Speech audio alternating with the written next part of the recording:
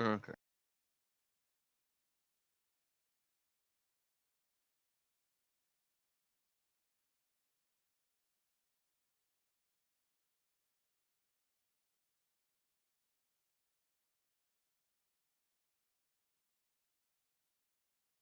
Audio is at.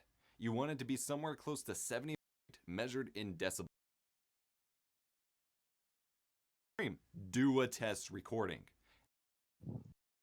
Allows you to separate the sources to different. Microphone doesn't go to your stream twice. But setting this is kind of important. And have some fun. I hope this episode of my OBS Studio tutorial course has been helpful for you.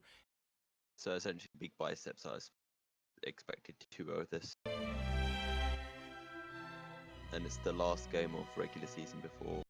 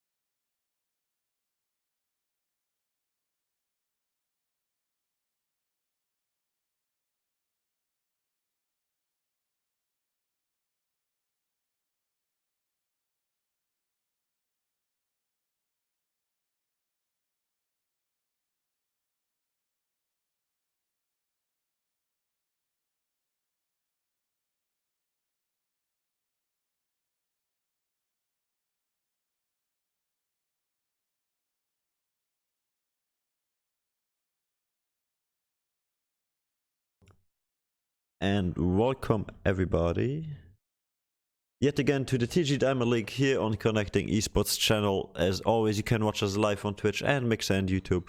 Make sure to hop in and drop a follow, drop a subscribe, drop a like, and also make sure to let us know in chat that you are here, and let us know if anything is not to your liking as of audio or any other technical issues, so we can fix them the fastest way possible to give you the best experience ever. Today I'm joined by some new face, actually a really recent addition to our team.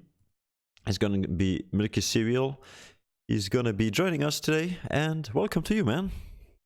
Hey J7, yeah, as you mentioned, a little bit new, joined Connecting Esports, and then it's like, hey, do you want to jump in for a game? So here I am, and I'm pretty hyped. Big biceps against WashedUpKids, second in the league versus fifth. So these teams are close, and heading into the last game, there's a lot on the line for both teams.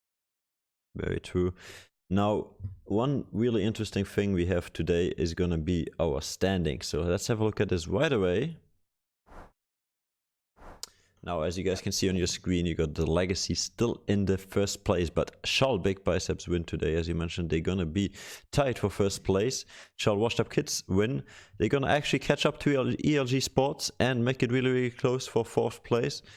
But yeah, so today, really big day for Big Biceps, man. I heard you look into the OPGG, so I guess you got some predictions and some good knowledge towards these teams as you're gonna prepare the champion selection.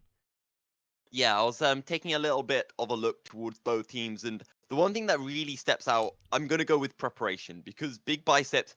I went onto their ops.gg's and I see Kaiser, Caitlyn, Jin, champions just stepping out across the board, and I get an idea. Okay, this is how Big Biceps want to play. This is what I can expect, etc., etc. Then I looked over to WashedUpKids, and there just aren't games there. It's there's a void. There's a void of games. So I'm actually going into this thinking that WashedUpKids aren't fully prepared for this game as Big Biceps are. And we are in preseason. Sure, we've been in preseason for a while now, so teams have adjusted, but there's so much to adjust to, and I think that's going to be very pivotal in the game that we have coming up tonight. Yes, that's very true. Now I'm gonna get you into the lobby and then I'm gonna see if these guys want to do virtual draft or actually the white champion selection right away. And then we will hop into that scene. In the meantime, it's just gonna be today's. As you mentioned. Yeah, let me know. Pardon me. As you mentioned, we could be seeing that picks and bans coming out, or the pro draft coming through, dependent on whether these guys have all of their champions available to them or not. As I should be able to jump into the lobby in just a short bit. But looking back at these standings is very interesting. As we've mentioned, it is the final game of general season. So Big Biceps, they can tie up with CE Legacy at the top. But also very crucially, WashedUpKids, if they win this game, they're tied for fourth place.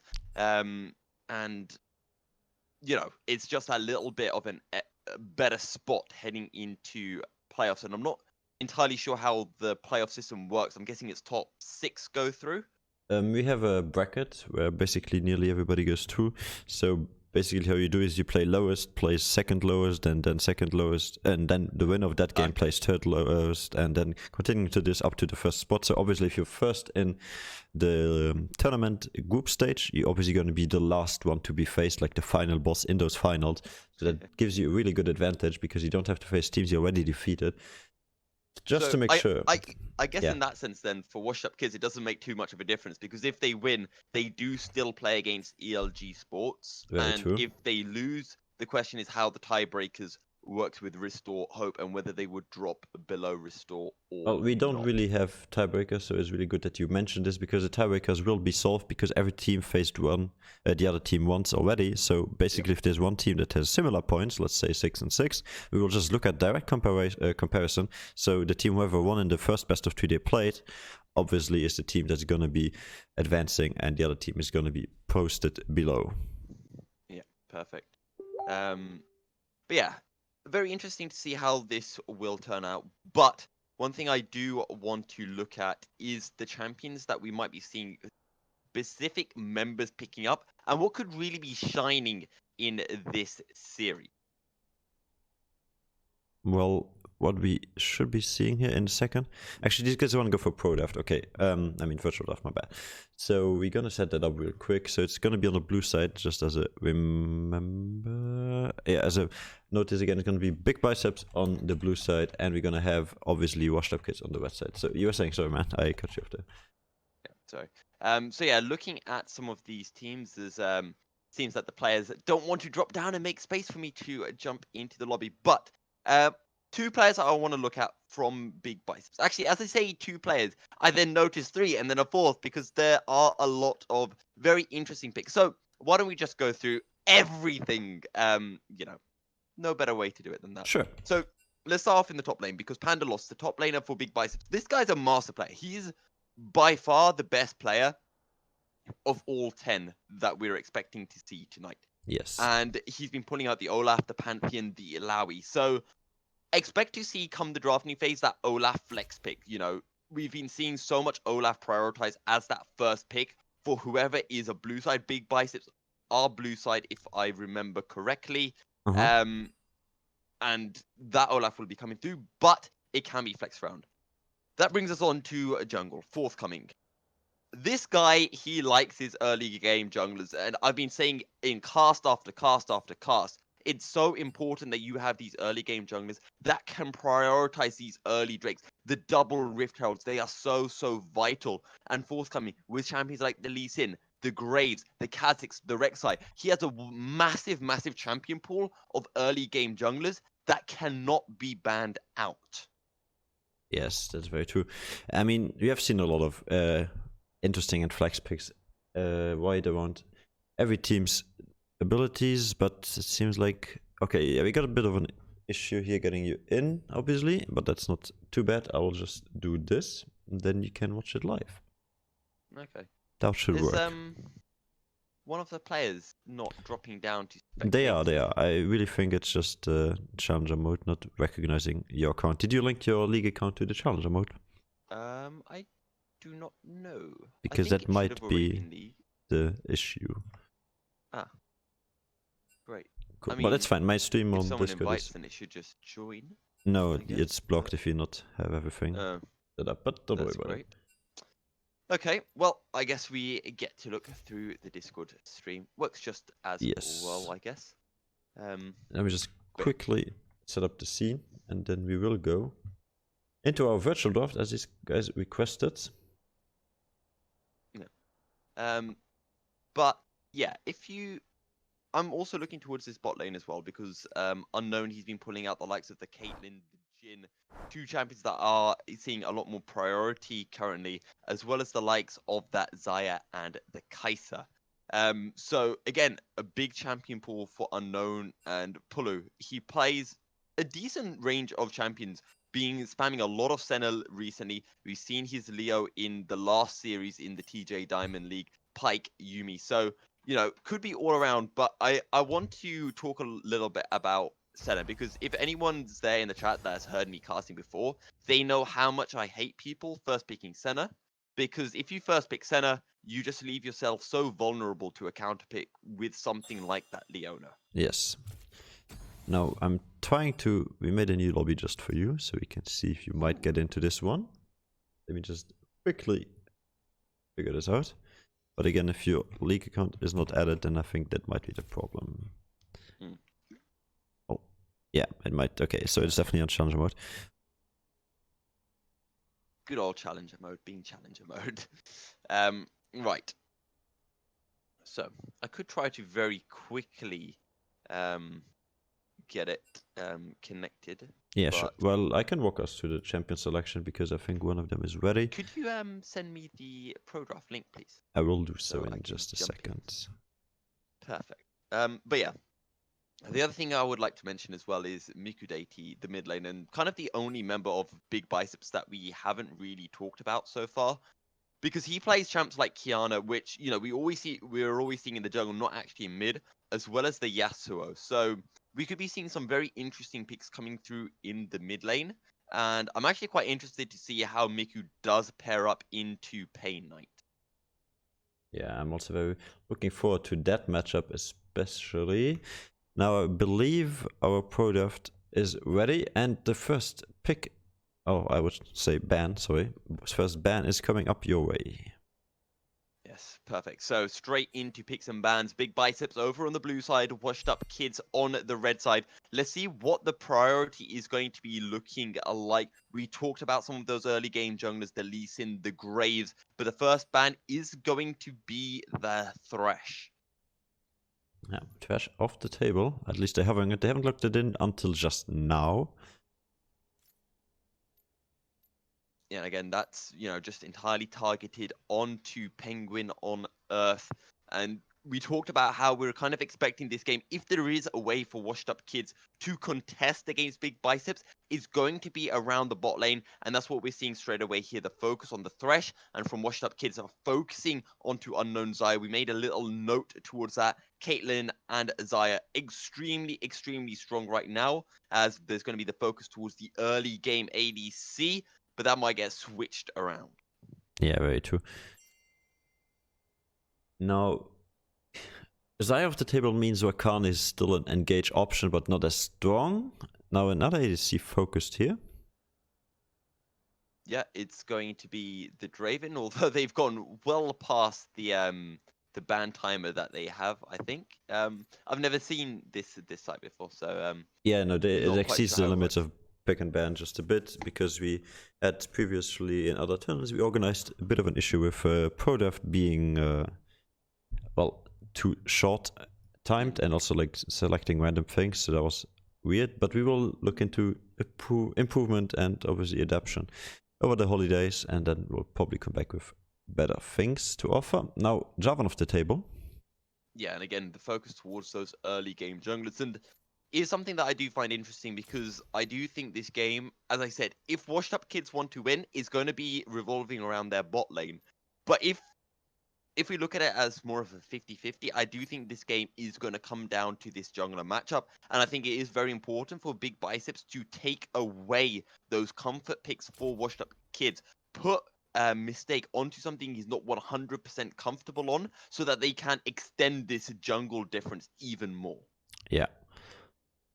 Now, you're looking at potentially the Mordekaiser ban, and it is going to be the Mordekaiser ban, so that one off the table as well. So a lot of support, jungle, and top lane focus, but not so much on ADC. Yeah. Oh, I'm sorry, Jason. That is a flashback to the past. Oh, the old Mordekaiser graphics. Beautiful, beautiful. I haven't seen that good old pizza feet in a while. That brings back memories. However, yeah, the focus we're now seeing towards the top lane being scattered around just that little bit. The Ornn ban coming through as well. We've been seeing actually, I think forthcoming, he's been knocking out a couple of Ornn here and there. So maybe there's thoughts that the Ornn could get flexed out into jungle as well as the top lane. I've been seeing a couple of people bringing it up here and there as WashedUpKid have their final ban available to them. And I'm interested if they're actually going to focus anything towards the support role. But no, it's going to be that Olaf ban. We've talked about how that could get flexed between forthcoming and Panda Lost in the top lane. Yeah, that's true. Now, is this gonna be what I think it is?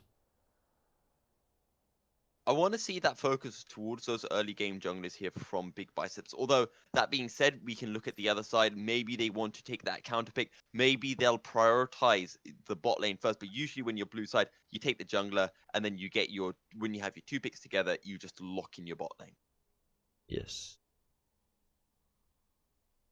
Now, the first pick still to be out here, we hover the Caitlyn, and we actually locked that one in. So, being the Caitlyn, that long range bully in the bot lane, as their first priority picks from Big Biceps. These guys, once again, to remind you, have the 10 points on the leaderboard, so they definitely need that win today in 2 games to make this one their official contestants of the CE Legacy on the first place. And WashedUpKids, they have a choice now. Do they take away the Morgana from Big Biceps? Because if they do not pick Morgana with one of these 2 picks, Big Biceps will snap it up. So they need to take the Morgana here, otherwise they're going to be in a tricky situation. And the question is, what ADC do you go for? Do you go for something like the Kaiser? I've been seeing some mentions of a Senna ADC. However, I do really doubt that. WashedUpKids, though, they will be picking up that Echo first of all. Yeah, the Echo pickup is definitely a strong answer to the Caitlyn, because that one gives you survivability as well as engage and disengage. Get over a lot of burst damage. Yeah, and don't forget that Echo can get flexed to the mid lane as well, as a Vladimir will get picked up. And I honestly think this is a mistake for WashedUpKids, because that Morgana will get locked in. Sure, WashedUpKids, they could go for something different. They could take the Karma as a counter pick. We've been seeing a Varus hover, so maybe there's an opportunity of something like a Lulu Varus, a Lulu Twitch. But again, it's still difficult, and in the current meta, it just doesn't work as well into something like the Caitlyn Morgana. Kai'Sa Nautilus is up. I wouldn't have minded seeing that picked up, even if it is into a Morgana, just because it is such a strong duo. Yeah. The Kai'Sa indeed still very strong. Now the Morgana Caitlyn, obviously, as you mentioned, the CC chain could be an option here, but the Vladimir picked up is something that's really, really scary, in my opinion, because I've seen Vladimir's lately just one-shot people as soon as he gets to that 4 or 5 item stage where he's just unkillable and also outputs such insane amounts of damage. Yeah. Now we're waiting for the lock-in. Yep. Over a minute in, and the Morgana is still being hovered. But yeah, currently Big Biceps, they are, they're winning this draft. And we talk about, are you winning, losing? They've got one of if not the strongest bot lane pairs, and not only that, but they're going to have the counter pick into the jungle and into the top lane as a Rek'Sai. This is what we expect, is something like the Rek'Sai or the Lee Sin to be coming through in the jungle. And Big Biceps, they've got the best bot lane possible for them, and they're going to be getting one of the best junglers available for them, considering that Olaf was taken away. Yes. They're definitely looking towards an early aggression jungler even, and the Sivir answer definitely, as you said, a good answer to the Morgana. Yeah. But it will only block one spell, so if timed correctly, Morgana and Caitlyn have a chance to outplay that one, with the first ban being up now for the sides of WashedUpKids on the red side today. And that best of 3, guys, always, you can fuck up the first half, you can even mess up the game, but it doesn't matter as long as you pull through in the last 2 games. Yeah, and as you mentioned, that spell shield from the Sivir, while very useful into the Dark Binding, it can get procced by the Tormented Soil or even by the Piltover Peacemaker from Caitlyn. But I do still agree the Sivir is a decent pick, not being seen that much in the current meta, but it's solid enough. The question is, what do they take in the support role? Potentially that Karma coming through as the counter pick. Maybe we'll see something like the Nautilus as well, as a Kled is going to get banned away from Panda Lost. I cleared off the table here. That's a really interesting reaction to Big Biceps lineup, because I feel like they already got sort of a good siege team. So now they would have been looking towards some engage, and Kled being an easy solution to give your team an engage is really, really smart. And together with the CV on your own lineup, making that one engage heavy, or like at least more mobile than it should be in normal stages. So definitely the Kled off the table, a good choice. As the Nautilus gets banned as well, support that we were highlighting just a little bit.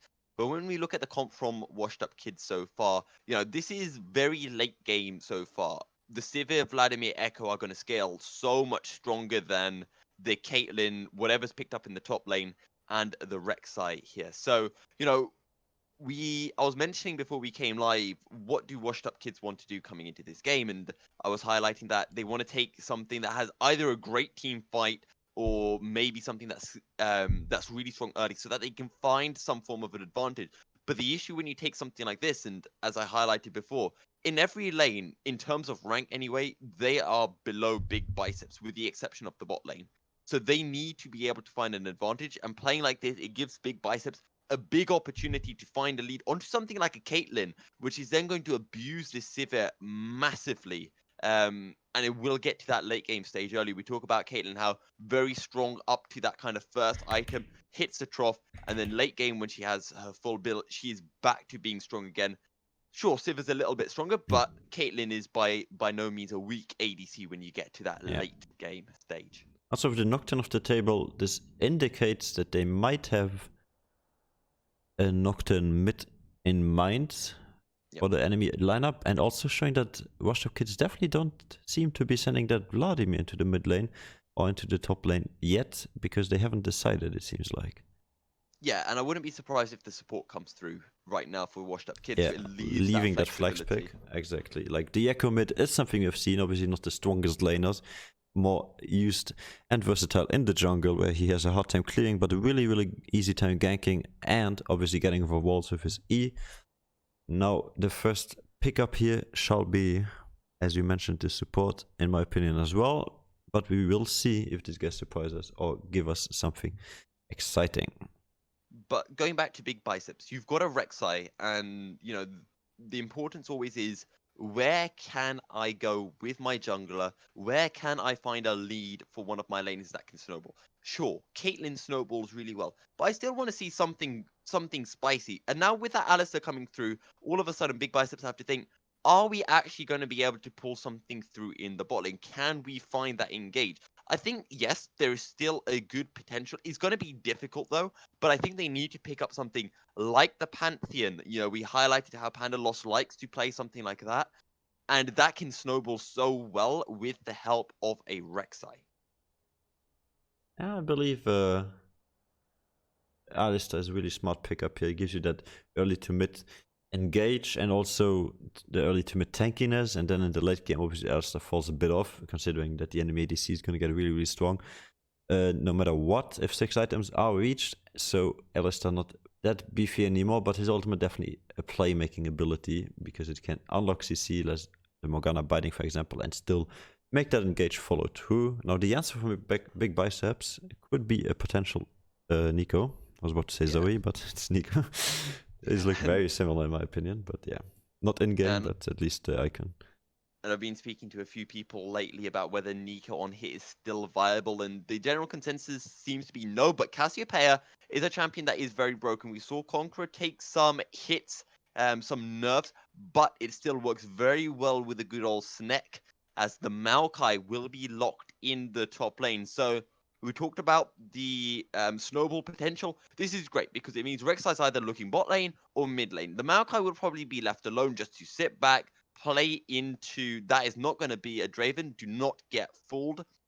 But the Rek'Sai is great because it means that he's always focusing on the bot side of the map. You know, just going, what do you call it, ping-ponging between the mid lane and the bot lane as the Quinn gets hovered. Yeah, this is something we saw recently on stream, actually, guys. If you remember, the Quinn who dominated in their lane against, I believe it was the Wise, or was it even a Cassiopeia as well? I'm not too sure. She was facing off a mage and just punished it really strong, but it's gonna be the Jace instead. So here the recapitulation of what just happened, and obviously that final pick showing us that it's gonna be possibly the Vladimir top lane, because the Jace is an aggressive answer to the Cassiopeia.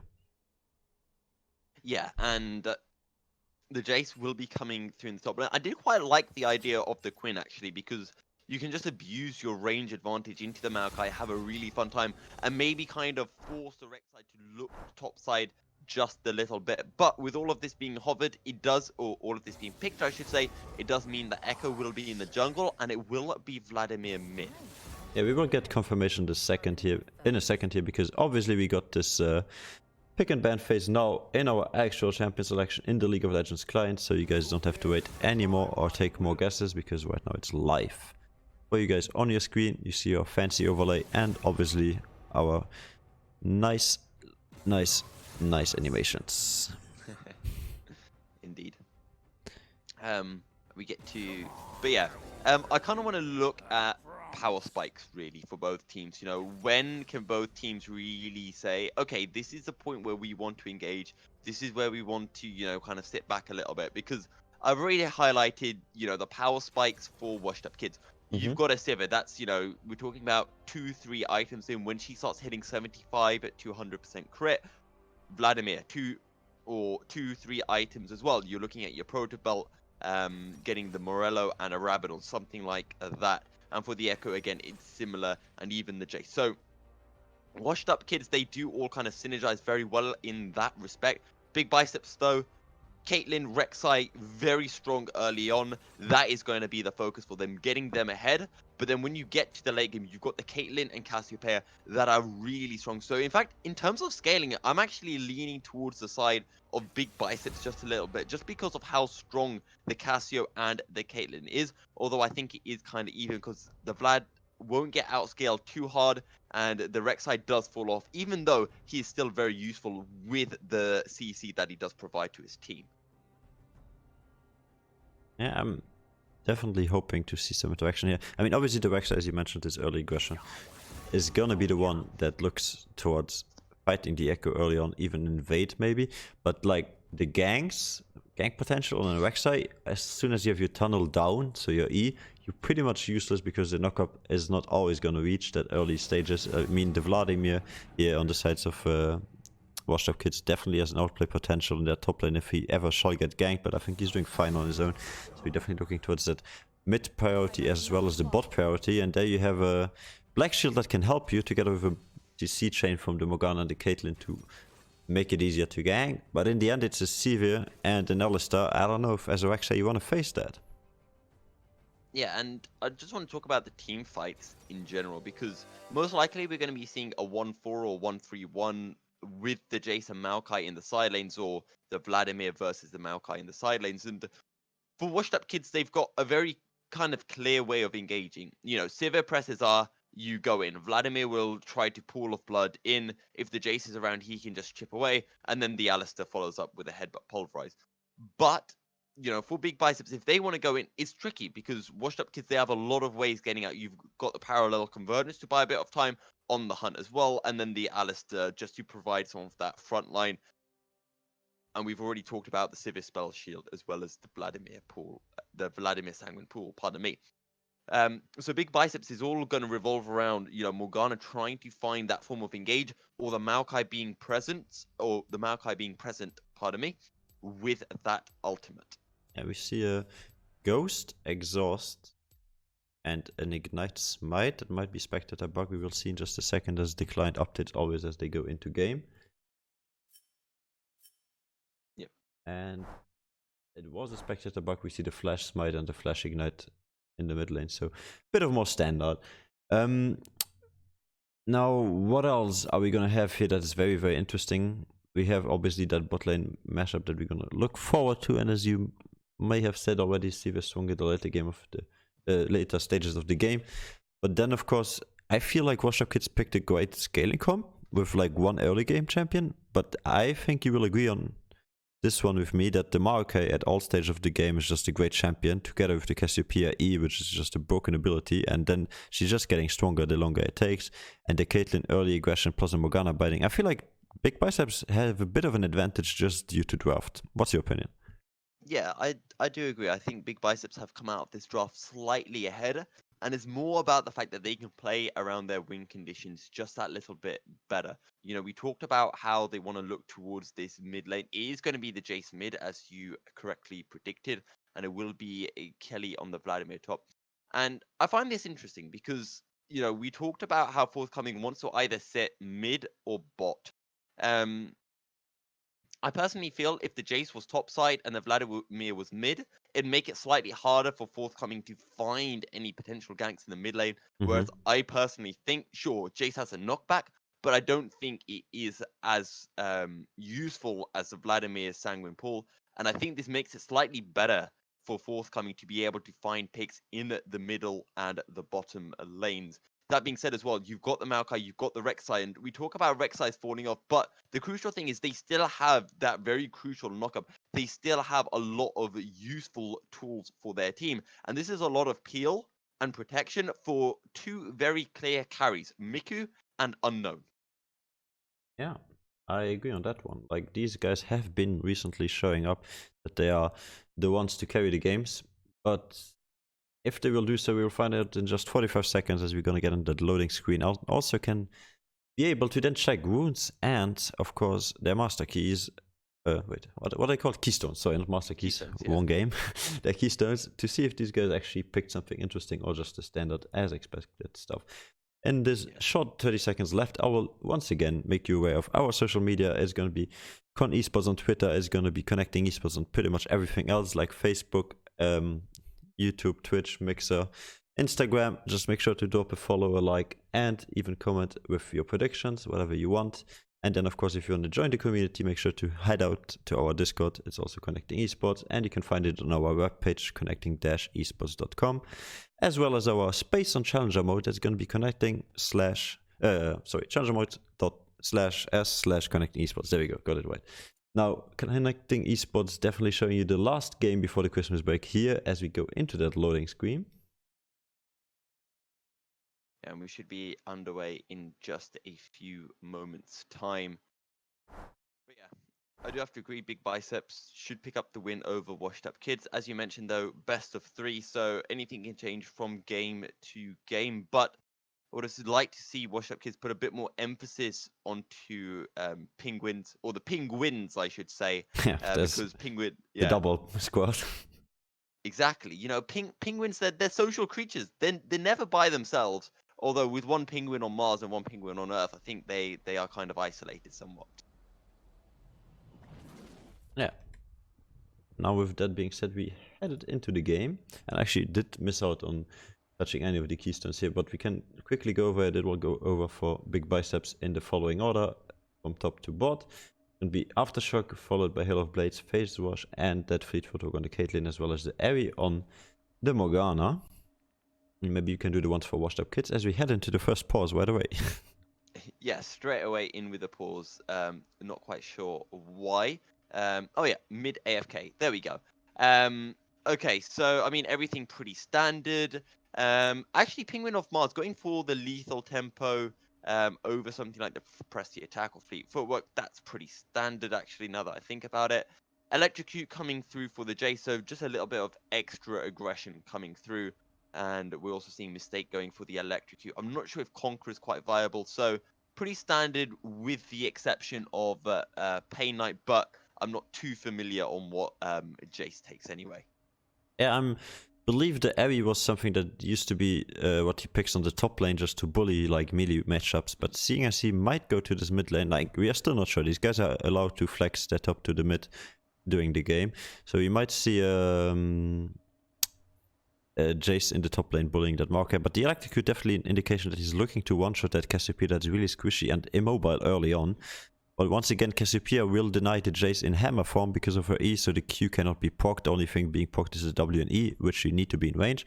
But as soon as he goes into that ranged form, he definitely has the advantage because he can just use his QE abilities followed up by a fast W to reset the auto and get 3 more autos in that do less damage, but obviously still do damage. So the Electrocute has 2 ways to be procced and gonna hopefully give him a lead in that mid lane. Otherwise, I just see him being outscaled. But again, I want to focus towards this jungle matchup, the Rek'Sai into the Echo, because the Echo is likely to have less, well, is definitely going to have less impact than the Rek'Sai in the first few levels. Does not to say Echo's useless early on, but, you know, Rek'Sai is just such a heavy ganker early on, and I'm really interested to see where Forthcoming can find a lead and whether WashedUpKids can prevent that from happening. And I think that's going to be the name of the game for the first 15 minutes or so. First Drake's going to be that Cloud Drake, so a little bit of extra ult cooldown reduction. And when you do look at the side for WashedUpKids, if they could get an Infernal Soul, pick up some of those, that would be absolutely huge for them. Whereas when you look at the side of Big Biceps, maybe they'd be quite happy with getting that Ocean. Actually, everyone's always happy with Ocean. What am I talking about? Yeah, Ocean's like the most broken in my opinion, so... Exactly, yeah. And of course, the Mountain would work quite well for Panda Got Lost and Forthcoming.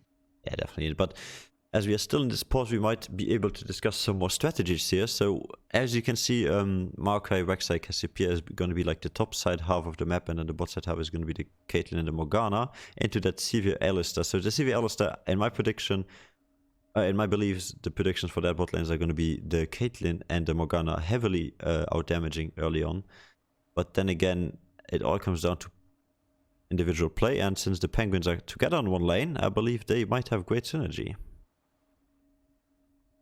But then again, yeah, you go ahead, man. I was going to say, we're in this pool, so let's take a bit of time to get to know each other, right? You know, I don't even know what champions you like to play. Me personally? Oh, that's great. Yeah, yeah, you personally. Come, well, we need to find... Yeah, technically I've been an OTP for some time when I used to play this game really a lot. I mean, really a lot. I never played this game really a lot. Let's say it like this. I'm a game hopper. I hop onto a lot of games. I play a lot of shooters as well.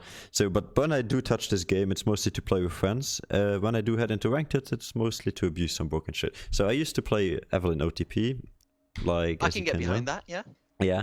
Before that, I was a Kha'Zix OTP a few seasons before, and that turned into kind of a Jarvan main. And yeah, but very, very much before that, there was the Thresh OTP on the bot lane, and even before that, there was the Inhibitor OTP in the mid lane. So I switched roles over the years, and even played a Pantheon top lane with still the mana potion in the game because I was just broken, pressing Q too much.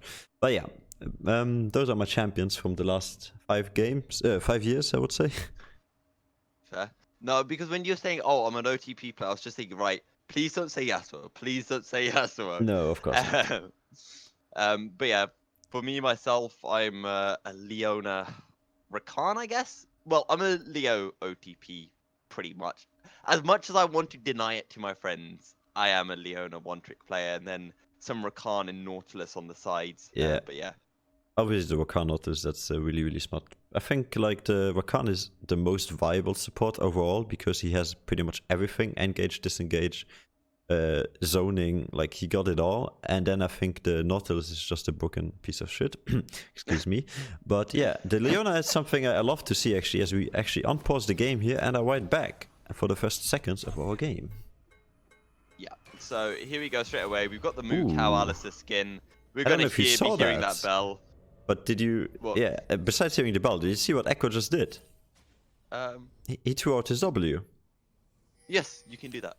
I believe, yes, of course, you go W first on Echo if you jungle, because as a jungle main I should know this, but I believe throwing out the W this early on without being sure that the enemy team might invade you, because they have a Morgana and an Caitlyn, so there's definitely that chance of getting invaded. And we see a slight invade happening just to drop some wards on the top side right now.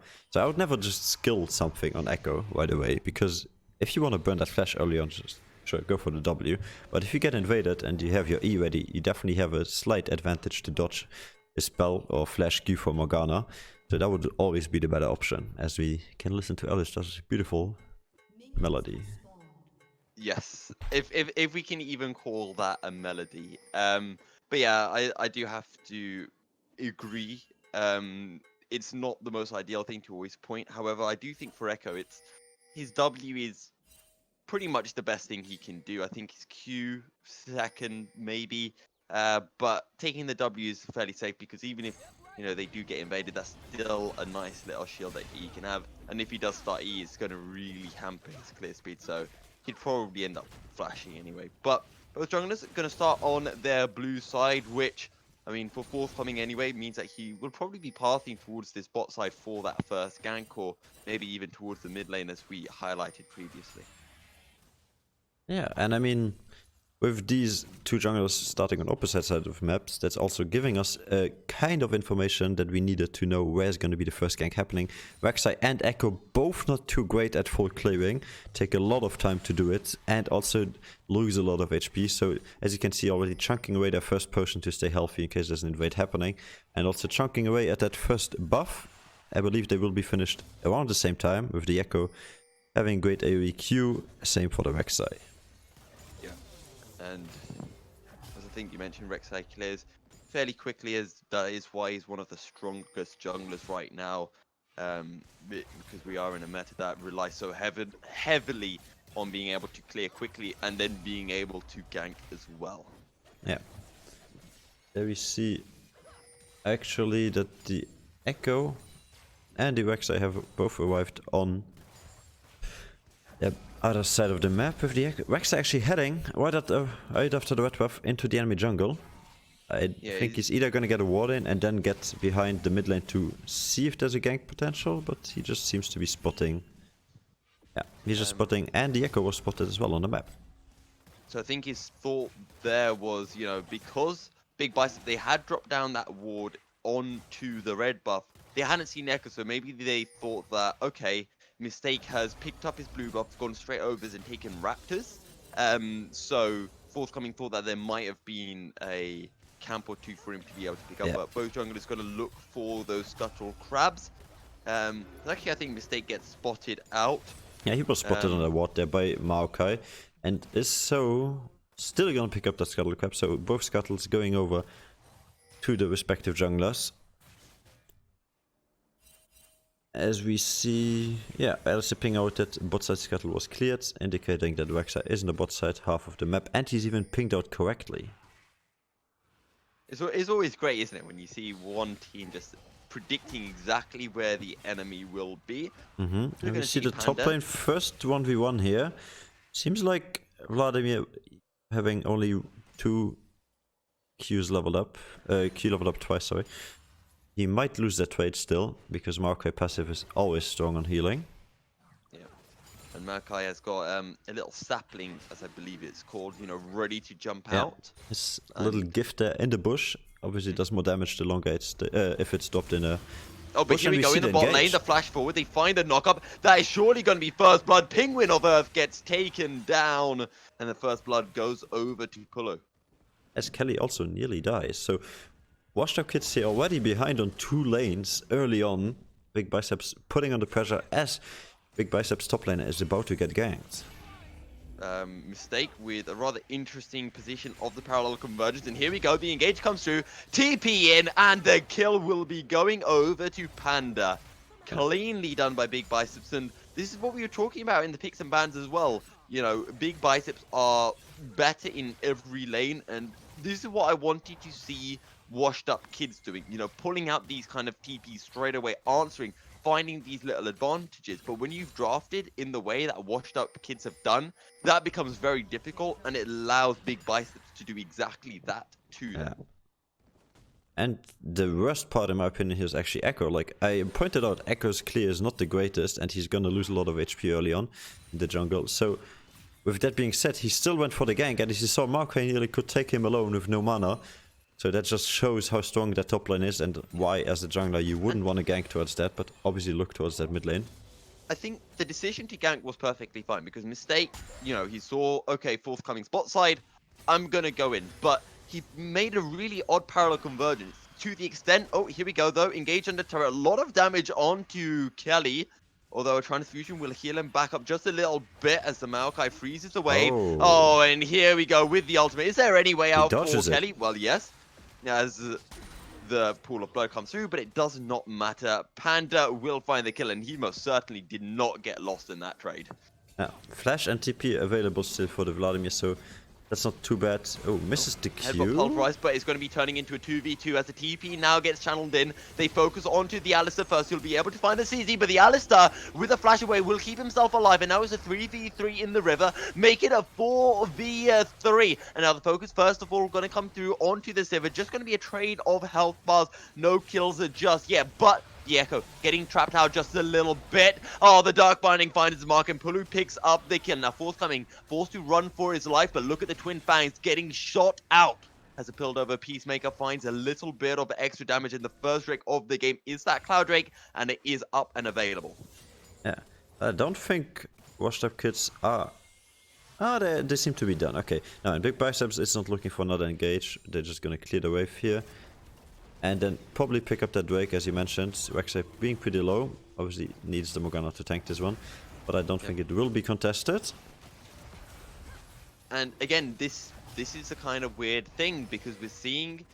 I mean... He's checking into the bot lane. They try to contest, but they have to be careful. A lot of damage coming through. But the Blast Cone will take Penguin on Mars to safety. No. Miku takes a lot of damage with the Shock Blast. Parallel Convergence finds its mark as well. Miku will get taken down. And there is going to be nothing he can do about that one. First kill of the game for WashedUpKids. Yeah. Just blindly face checking that mid lane bush, knowing that US spotted doing the Drake. A bit too greedy, so just reset, but obviously it's gonna pick up the T and the Catalyst here, showing us that the scaling has begun. Yeah. And BF Sword picked up from both ADCs as well right now. And what I wanted to mention about, before that extended fight broke out, let's say, is the fact that weirdly, WashedUpKids, they're trying to find these skirmishes. Fine, they try to use that TP to help them out just that little bit, but you're playing into a very early game Caitlyn Morg, which is always going to be tricky, as in the top lane. Kelly just takes a bit of a trade, and, well, all well and good for the Malcolm. Yeah. But Vladimir getting to that stage, I was about to say as he gets engaged. Oh, the sapling flash under the turret, he finds the damage. Oh, the sapling will not be able to find enough, and Kelly will survive. Flash used by Panda. Now we can expect to see Mistake making his way up, but first will be coming forthcoming. He's going to look for the engagement to Kelly. They need to get that Sanguine pull down and out. Oh no, here we go with the Void Rush. The ultimate will come through. Forthcoming hasn't dealt any damage. Flash away. Focus on Kelly. Chilling Smite comes through. They find the knockup and they will find the kill. Parallel convergence. They're going to look for mistake. But who will fall first? They'll be able to find the CC. But that's going to be a good chrono break. Is it enough? No, it is not. Double kill for Forthcoming. As the botlane picks up the plating here, also pressuring. So it feels like overall, Big Bicep is just all over the map aggressive. And we see another fight happening here in the jungle. Shock Blast comes through, but it's not quite enough. Damage has no accelerated gate. Flash forward, they find the knockup. Flash away. We'll take the Jace out to safety. However, Miku looking aggressive. Ooh. Under turret, not quite enough as the poison ticks it down. No ignite available, sadly. Yeah, and the last plating being picked up here by the size of Big Biceps on that Caitlyn Morgana lane. These guys are just bullies. Okay, overall, And yeah, go ahead. I was going to say, as you mentioned, they are bullies, and this is exactly what we expected to happen in the bottom lane. And Forthcoming hasn't been needed to find this advantage for them. It's just what they can do naturally. And we're already seeing that 20 CS advantage coming through for Unknown. Yeah, the biggest discrepancy we have here is in that top lane. Yes, he's down in CS, but this guy got 2 kills. He's worth 150 gold on the market. It's a very, very big and strong tree. This guy is definitely not going to fall anytime soon. And with the Spirit Visage picked up and the full enemy team being, the full enemy team that can be endangering to him, being the jungler and the top lane, are based off AP, so that guy is safe from them for quite a while. Yeah, as you mentioned, that Spirit Visage is a pretty disgusting as well. So, yeah, Spirit Visage makes a lot of sense against the Vladimir and the Echo. As that first turret has been picked up, so we're going to be seeing the bot and top lane switching around 11 minutes in. Got a Mountain Drake in just over a minute, so probably going to be seeing some focus for the Rift Heralders. Oh no, Pain Knight getting spotted out, and the Maokai is feeling aggressive tonight. Folks, the Pain Knight will try to turn it around a little bit, will take off some HP from Panda.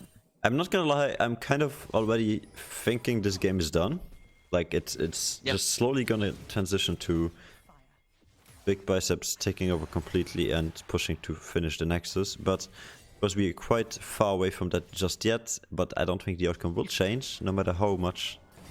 Oh, actually. Headbutt pulverized, it finds a Morgana, and the On the Hunt comes through. They find more CC as a Dark Binding will land Soul Shackles as well. Do they have the damage? The TP's getting channel flash forward. TP will come through. The Vladimir has no way of cancelling that. Pardon me, sorry, the Echo couldn't quite get the parallel convergence off to cancel it. No deaths coming through in the top lane, but as you mentioned, a turret shot comes in and a fair amount of damage. So focus now for Big Biceps is going to be towards this Rift Herald. They'll probably look to drop it top lane as well pretty quickly, as there are another couple of turret plates available. And there are as well in the mid lane, as we have 1.5 minutes before the plates do fall.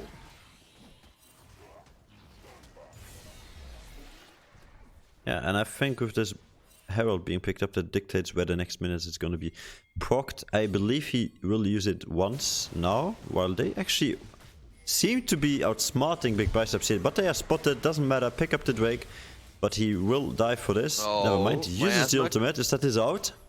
Chrono break, and the phase dive over the wall, but he's going to go straight into a Caitlyn, and that is the power of a Stormraiser. Stormraiser here, just saying hello Echo and goodbye. I just think... hello. Oh wait, did I say hello? I meant goodbye, sorry. Yeah.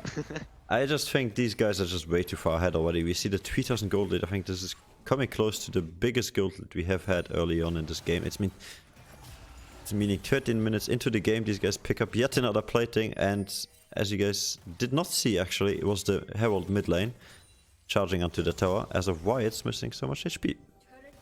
Yeah, and again, this is what we mentioned in picks and bans. You know, we wanted to see WashedUpKids either take something aggressive early so that they could find some form of a lead, or take something that has, you know, a strong team fight potential so that there is a way for them to answer Big Biceps. But what they've done is essentially just handed that early game to Big Biceps on a silver platter, and well, look what's happened. Big Biceps have a massive lead. The way back in though for Big Biceps, not for Big Biceps, pardon me, for WashedUpKids, I do believe, is they have to play around this 2-3 item power spike if they can actually get there. There's a lot of damage onto the Penguin, and the Penguin of Earth will... Oh no, he finds the CC first, but it doesn't matter. He finds...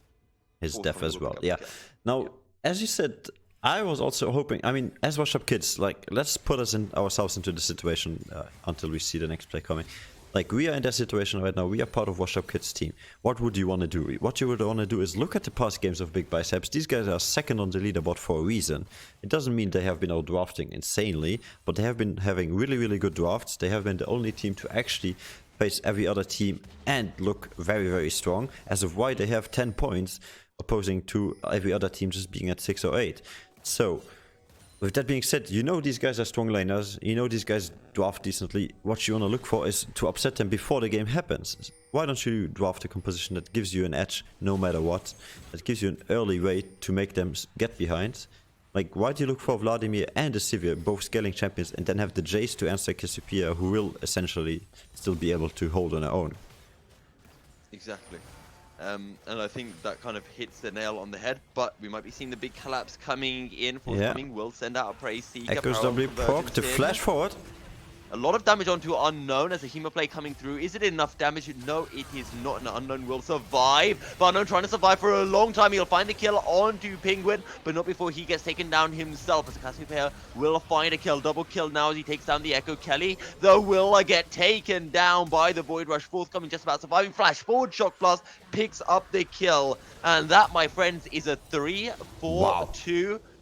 Make that a 4-4-3. Yeah. But here we go. 4-4-2 event. He's looking in. The turret gets taken down. Does he quite have the damage to find the kill onto Sivir? Oh, you predicted has the been burned. Flash future. forward, and the ult comes in. Panda picks up the kill, but he will get taken down for his efforts. As overall, that is a 5-4. 5-4-3 in the end. I mean, Echo died, Vladimir died, and Sivir died. Right? Yes. Yeah, those three. So 5-4-3 overall. It's a good comeback for WashedUpKids. If you look at the gold lead now, it's diminished a tiny bit by 200 gold. Also, the tower picked up there, the tier 1 on the top lane going down. Their first tower in the game. 3-1 in tower still, but the gold lead's still at 3000 gold. Now, we can have a look at individual gold stats. So if you look at the top lane as Cassiopeia picks up her own blue buff, we see that it's a quite close top set matchup, 200 gold difference.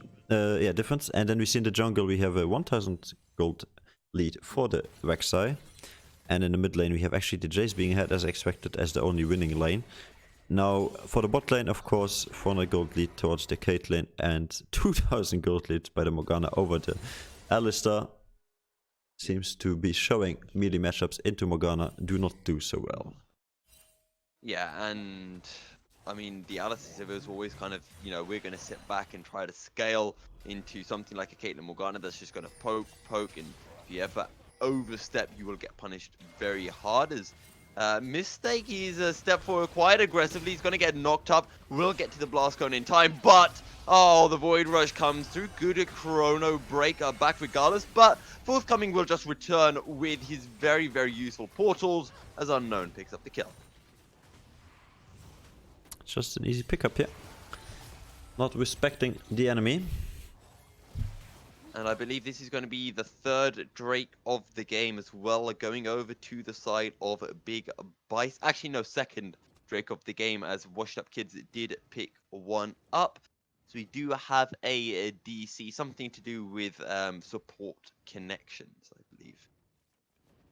Yeah, some technical difficulties. We might use this time to actually look at items, which we haven't touched on too much.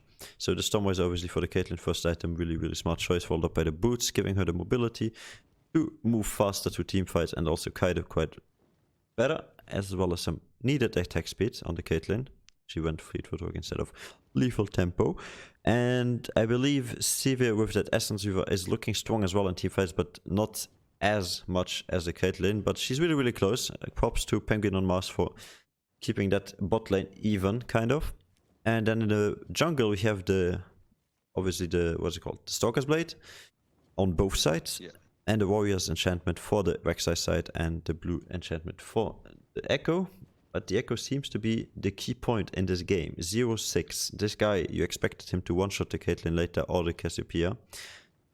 But being 0-6 doesn't give you that possibility anymore. Like now picking up the Texas, we were probably opting towards that Proto Belt. We have a bit more HP and cooldown. Hopefully survive a bit of more of these trades and also add an AoE mobility. But let's look at the silver lining for WashedUpKids, because we just saw them have that fight. The fight was from the very start in favor of WashedUpKids. Big Biceps took a big risk taking that fight, and they ultimately paid for it, not by a huge amount, but by an amount nonetheless. And we are nearing that stage where we are starting to see those 3 items coming through, or the 2-3 item power spikes. Vladimir's got the Proto Belt. We're seeing the Essence Reaver coming through. When that Infinity Edge comes down, as well as the Morellenomicon followed by the Rabadons, this is where WashedUpKids will be really strong. So they just have to hold fast and wait for that stage without giving away too much of a lead. Yeah, I mean, the only possible outcome here is for waiting on that Cassiopeia scaling, as well as the Caitlyn falling off a bit, but then obviously on the other side it's going to be the Vladimir and the Sivir scaling into that, and that should give you an edge in the really, really late game. Yeah, the one thing that's going well for WashedUpKids as well is this mid lane. The Jace pick is working out for them. Lethality Jace as well. You know, we're not seeing... I'm trying to think of what the standard Jace is, but whatever the standard Jace is, it's not that. It's Lethality Jace, boys. So he's just really looking to find a lot of damage with those shock blasts. We talked about how he's just going to be trying to chip away at HP bars, and that's exactly what this Lethality Jace will be doing. Indeed. With that Duskblade also being changed as an item itself, obviously still doing that amount of damage after not being spotted. It's a nice add-on if you sit in the side lane as a Jace hiding in a bush, for example. Precisely, as the second Rift Herald of the game has been picked up, so that could be getting dropped around. Yeah. Might look towards the top lane, as we do have a Baron coming up soon as well, but I don't think Big Biceps will risk that, at least until, you know, they can get a little bit more vision, or at least find a pick onto someone. Yeah. However, they have this opportunity to send 2 people to the side lanes, because they got the TP on the mid lane and the top lane. And actually, in my opinion, they should have sent either one of these to pick up the Baron and send that one to the furthest away point of the Baron. Sorry, not to pick up the Baron, to pick up the Herald, so that you can drop as a side laner that Baron on the opposite side of the map, and then give your team the possibility to go for Baron. And as we see, Rexar did exactly what I just said, dropping that Herald on the bot lane. Yeah. So Marka is going to have a pushing advantage, and that cannot be answered by just one person. Exactly. And, you know, we've seen Pain Knight trying... he's got the lethality, so he can burn through a lot of Pain's armor. And now the Baron gets started. So watch that. And Echo completed the recall. Yeah, Echo's completed the recall, and he could have ulted right back in, but he's decided against it. And with his Shelly pushing forward, Panda could TP in for this fight, or will he just stay to keep Jace out? Because Jace is very strong, so arguably the Jace are more important in a team fight than the Maokai, despite the CC available. Baron down to 1,800 HP. Nice turns. They need to burst it down now. Who's coming slow? They find the kill. God. Do they find the Baron? Yes, they do. Big Biceps with a very risky play, and they will be punished for it. The Twin Fangs coming through. Can they find the kill onto Kelly? Noxious Blast in, and there's a final Twin Fang. It will be a 1-for-1 trade, but they do lose the Baron. Big Biceps with a dubious play, to say the least. Yeah, the redemption kill on the Vladimir in the end, but boy, have you just given up a lead. That was... I did not expect Echo to get through that stun from the Cassiopeia at the end and manage to steal it away in the very, very last second. And also that Vladimir, seeing the opportunity, just flashing in, using Protobelt right away, going into that ultimate, followed up by the pool, so untargetable. It's just insane amount of damage. As I pointed out in champion selection, this champion is broken, and he's just started to get online. Like, this guy is on 1 item. Imagine if he was 6 items there, the whole team fight would have been decided. And yeah, wow, I'm flashed by that play. That was great by WashedUpKids. This is the energy, yeah. This is the forward-looking plays we are looking towards, and this is exactly what we wanted from them. This is just impatient and disrespectful from Big Biceps. And credit where credit's due. Washed Up Kids, they punished Big Biceps as best as they could. They essentially said, fine, drop your Rift Herald there. Pain Knight came up regardless. They won the fight. I don't know what's going through the shot caller for Big Biceps' mind when they see that forthcoming's on about 10 HP. Everyone else is around and they think, yes, we're going to stay at Baron. Very risky play, and they end up getting punished for it. And now with the Drake coming through, this could be a big turning point for Washed Up Kids. This Drake definitely a possible outbreak of a fight, as we see both sides hovering together. Here we go, the parallel convergence will come through. Can they find the CC? Oh, that's very aggressive from Pandas. Actually, they're finding a fair bit of damage onto Kelly. Protobelt forward and the Vladimir into the backline looking for damage onto Panda, but not quite enough. But there comes the play from Big Bicep. They find two. They'll find a Pain Knight. Ace in the hole will follow. And that's going to be the third Drake of the game going over to Big Bicep. Yeah, and with the binding just very short there on the end, we see actually the potential here from this team. And Unknown, he's actually getting burned down as a Boomerang Blade comes through. But he will just about survive. Once again, Big Biceps getting greedy after winning a fight. And that is the Baron buff down. I think only Penguin on Mars has that available now. We're gonna look at it, and Penguin of Mars is gonna be the one with the last Baron available. But as I was about to say, yeah, these guys, Big Biceps, there you see the power of their composition. There you see the power of these solo laners being strong, and the jungle and the ADC as well. There you saw as 5 they are pretty much invincible, because they just lost one member, I believe. It was the Rek'Sai dying. Yep. I had that correctly in mind. Yeah, the Rek'Sai dying in that occasion, but managed to pick up that Infernal Drake at the end still. But wow, explosive damage, man. The big difference between the Drake fight and the Baron fight is the fact that Big Biceps actually had some health bars. Every time Big Biceps have got greedy, tried to find fights where they don't have health bars, they've been punished for it. When they just take a fight, they win. That's all they need to do. Just be patient. They've got a massive lead, or they had a massive lead, but they've thrown so much of that away just by being so overly aggressive when it hasn't been needed. Yeah, I agree on that one. Now, you see the Jace pushing on that side lane here. Without having any vision whatsoever. He could be collapsed any minute. He got that pink ward in the river, and that's gonna tell him that the Rek'Sai is on his way. Forthcoming will get hit by the Empowered Shock Blast.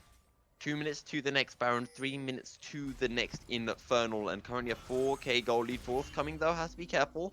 Parallel Convergence comes down. But right now, the plan for Big Biceps is just slow push those waves in. Keep on picking up those items. And of course, one thing we haven't touched on, these Drakes. Like, the aura of course is great, but as well, every Drake that goes towards the sides of Big Biceps now is definitely gonna make them just stronger. Like, even the Maokai, as you saw, put out huge amounts of damage in that team fight for a tank.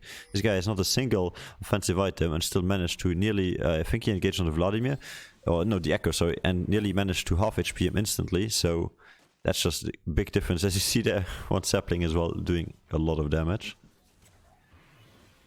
Precisely, and 2 Infernal Drakes already picked up by Big Biceps, as well as that Cloud Drake right at the start.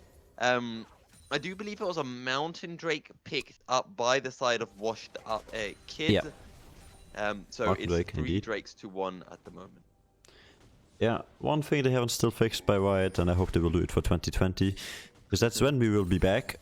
Now, I hope for 2020 these guys gonna obviously fix the spectator, or I should say observer, mechanism where you can actually see which Drakes have been picked up, because right now the meta is the Drakes. You can see the map changing as they walk over the red buff with very much open areas and the burn down bush. We would like to see Riot Games, if you're listening, we would like to see which Drake has been picked up by who and when and how. If you could include that into your spectator mode, that would be very, very nice. So it will make the experience for all of your League of Legends players better, and as well for our tournament, showing here live on Connecting Esports. Yes. But we're nearing that 30-minute mark, and crucially, I'll look at Kelly's items. He's getting near that Rabadon's. 2 lethality items already picked up by Pain Knight, and potential collapse. Stay? But who is making the mistake right here? Both sides will decide against the engage. And with Baron up, that is probably the wisest choices. Any potential kill could lead towards the Baron right now. Yeah. 50 seconds on that Inferno. As Caitlyn is telling us our sometimes line, and they're just gonna check if the Baron is up. We'll see with that power conversion that this is not. Now Cassiopeia picking up the blue buff, recalling a full reset from the team here, with only Vexa on the map to secure that potential Baron being picked up, but nope, Vexa seems to be backing as well, with Maokai on the map again. And we see the last recalls. These guys knows, they're really aware of what's gonna be happening in just a few seconds here. Like the next Drake is gonna be the next fighting point. These guys make sure they go back, buy and spend every last of their dollar. And that final Infernal Drake will be coming up in just a few seconds time as Penguin on Earth takes a bit of the damage, and you have to be careful because you do not want your health bar to be whittled down here with what is a very crucial Drake coming up, because this is going to be the sole Drake. What a zone. That was just insane zoning by Maokai. Like Echo not even getting the ability to get close to this Drake.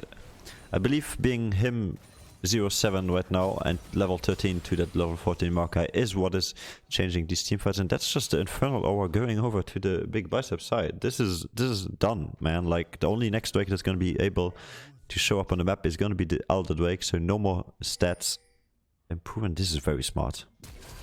Death Push coming forward, flash forward, Soul Shackles come in. Mistake will burn the stopwatch, but what can Kelly do? He finds some damage. It's going to be a 1-for-1 so far, I do believe. Unknown with a flash over the wall, finding the damage onto Pain, nope. Onto Mistake. That's a full ace. That is just a clean sweep from Big Biceps. They could even look for potentially the end. Triple kill coming in. Oh no, oh no. The Cassiopeia forthcoming will Okay, not die alive. to the Baron this time. There's no one to contest, so it will just be the Baron going over to Big Biceps, but a very clean play from Big Biceps there. And as you said, nearly a 1-for-1 trade, but Forthcom in the end using that flash to survive that alternation, and in the end this is going to be a clean ace here with Big Biceps not losing a single member here. And very healthy as well. Like if you look at Caitlyn, well, she based now, but Caitlyn, Cassiopeia and Maokai being full HP after that fight, like Caitlyn healing up during the team fight, even though she was ulted by Vladimir. It just shows how big this discrepancy is in the end. Yes, it only is like 6k gold lead before the team fight, now advanced to 10k gold lead, but still, this is all like 9k, 8k. But what we are actually looking towards the most is this difference in mid lane now. Like, yes, Jace had a great matchup, has a great time, he had the advantage early on, but Cassiopeia is just single-handedly carrying these team fights with the E being impenetrable and the damage over time. Now, what I'm looking the most forward, and also maybe you can get your prediction in here, man. What do you think is, how are they going to use these Baron buffs? How are they going to use these powered up minions to utilize their power and their advantage to finish and close out the game? Well, we talked about the 1-3-1 split push before, but it's looking like Big Biceps are just going to go for the 1-4 split push. Crack open the base. You've got an Elder coming up very shortly, well, in 3 minutes time. Oh my god, the damage. As Forthcoming finds a lot of damage. Flash forward, the Pulverize will be able to find his mark, but Forthcoming just running for his life as out comes the Void Rush, and now comes a collapse from the rest of the team. Forthcoming will get taken down, but the health bars are starting to look a little bit low. The Shock Blast comes through. And this is a 4v4. I don't know what Big Biceps are doing. They could have just stayed top. They could have picked up the inner turret. They could have picked up the inhibitor turret. But they make a very late call to try to answer Forthcoming's overextension. And this as is a what result, has been look happening. At Mistake. It's very smart actually to send Mistake, this the least developed member now. This guy has not a lot of gold, this guy has not a lot of items under his belt, so he's the guy that needs the gold and the XP most from the side lane, and he's gonna do the job on towers. Like an Echo, you know, his Empowered E is gonna do insane amounts of damage, and he's gonna be able to pick up an inhibitor in response to Big Biceps, who had the Baron. So, Big Biceps, they had Baron, they had an Infernal Soul, and somehow they lose essentially the same amount of objectives. There's a lot of damage. Unknown picks up the kill, but that's just dubious from Big Biceps. It's a mistake that is not needed. Now all of a sudden they're gonna have to answer the the super minions pushing through in the bottom lane. They make their way back up topside, and they can push this through as Penguin on Earth is down for another 20 seconds, but they will just recall for now. And this bot lane is going to be very crucial with the Elder Drake spawning in just under 2 minutes time. Yeah, and that one is gonna be, I believe, what will define the teamfight. But if we break down this last teamfight once again, these guys just kept coming down towards the teammate. Yes, I guess it's fine to help your team to save the jungler, but in the end, even if you don't save your jungler, you're still in a 4v4 scenario with stronger laners, with stronger items, a bigger advantage. Why don't you just keep pushing? Why don't you pick up the top inhibitor and then rotate to the mid lane, punish the enemy team even more, because they can't really do a lot against sieges.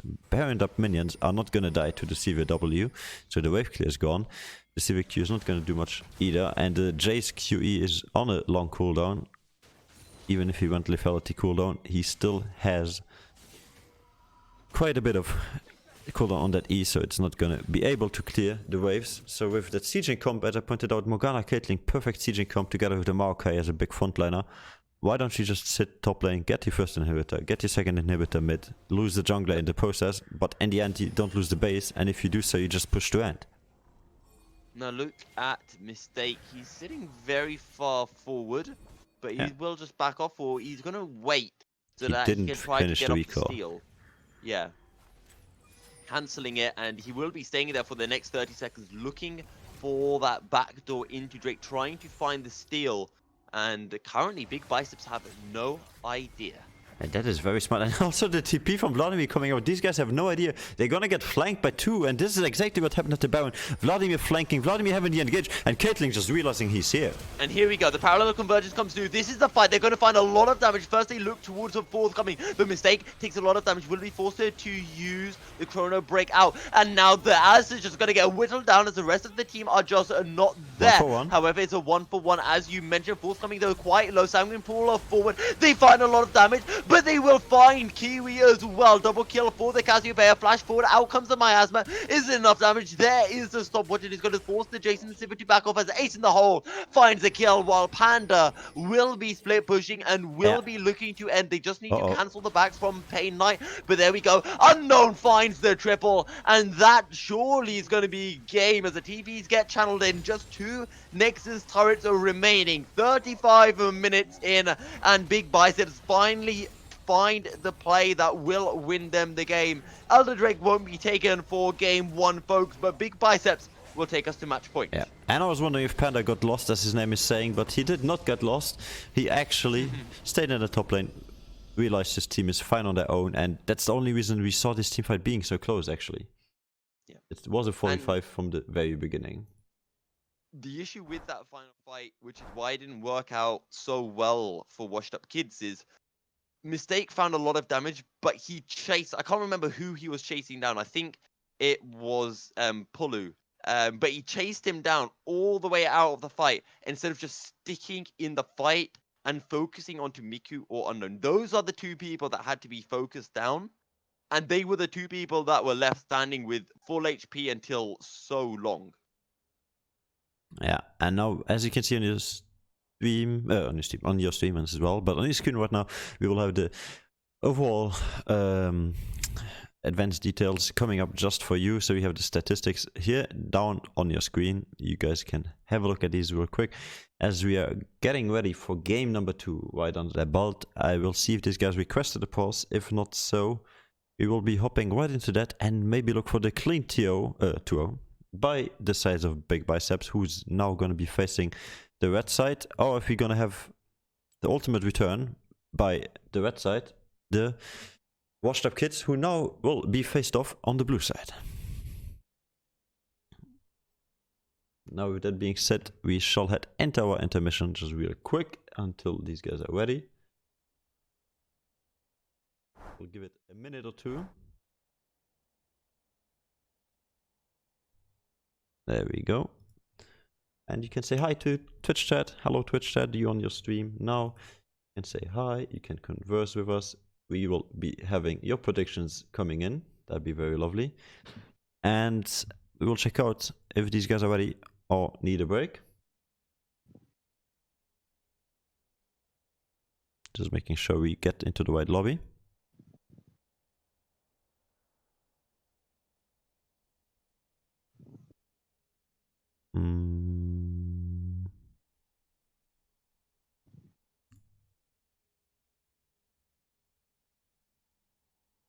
Okay, that's the right key.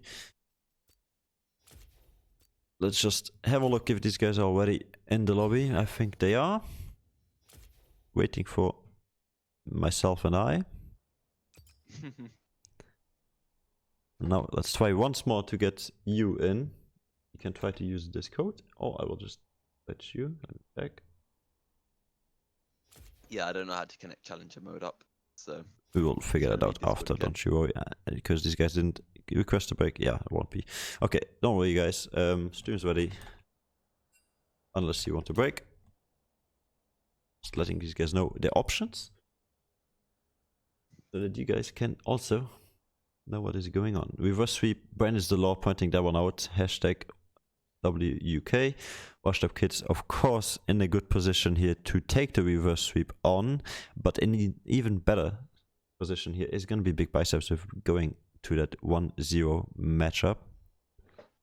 Okay, seems like both teams are good, I believe. So let's give them their pentaQ draft and then we will see what they decide to pick up in game number 2. Yeah, and it's going to be all focused around the draft phase again. That's what is going to determine who comes out on top. And again, want to see more focus towards this bot lane for WashedUpKids. They need to find a lane that is at least even, if not winning. That has to be their focus, and the jungle matchup. I highlighted it before we came live, when we were live, and that was, a massive difference. Sure, Forthcoming fell off massively, but it didn't matter. All that mattered was that he found that advantage for his team and then snowballed with the lead from then on. That is very true. And there we go. We gave them their pentaQ draft, helped them out a little bit, so we are not waiting.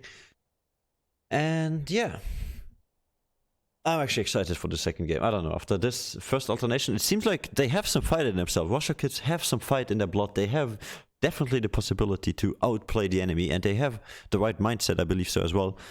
And all they need is a tiny bit of luck and a better composition early on, I believe. They need to be proactive in these early stages of the game. They can't give Big Biceps the time to scale, nor can they give Big Biceps the time to be comfortable in the lane. So just don't give them a winning lane. I know it's hard. You have to be drafting super minds, but it is possible.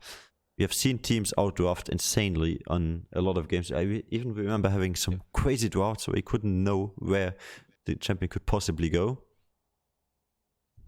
Yeah, and the biggest issue, I'm actually going to disagree with you on this one, because I think this game is going to be a much bigger stomp. It's going to be a stomp, whereas the previous game wasn't a stomp. And that's just going to be because Big Biceps in game 1, they should have stomped, but they made some very dubious plays. They got way too overeager, etc., etc. And I think for game 2, there's going to be less of those mistakes. We're going to see, I think we're going to see the same mistakes from WashedUpKids. Big Biceps are going to find that lead again, but this time they won't throw it away. I feel like in game 1, they threw away their lead like 3-4 times. Yes. And they actually already went right ahead and started banning these guys are ahead of time. So we're just going to quickly switch over to that pick and ban phase. And we see Zaya was the first ban just a second ago from WashedUpKids. Yeah. And if this is the case, Big Biceps, they should just ban away that Caitlyn. Just get rid of it. We saw how strong it was. But the ban will come through for the Thresh. And now WashedUpKids, just get rid of the Caitlyn. Forget the Zaya. Just get rid of the Caitlyn. Because here's the thing. If you're scared of the Zaya, let them pick Zaya. It's fine. You go Caitlyn Morgana. They cannot play... You can try to play Zaya Rakan into Caitlyn Morgana, but if you lose that, then no offense, you're probably going to lose most matchups. I agree with you on that one. So just pick something very comfortable and opening your lane. Now, I had a follow come too, but I'm not quite sure which one. Oh, did I give you the perspective link, by the way? No, I'm watching it on the stream. Oh, my bad. But yeah, the Morgana banned away. That one makes sense, but There you go. Sorry for that.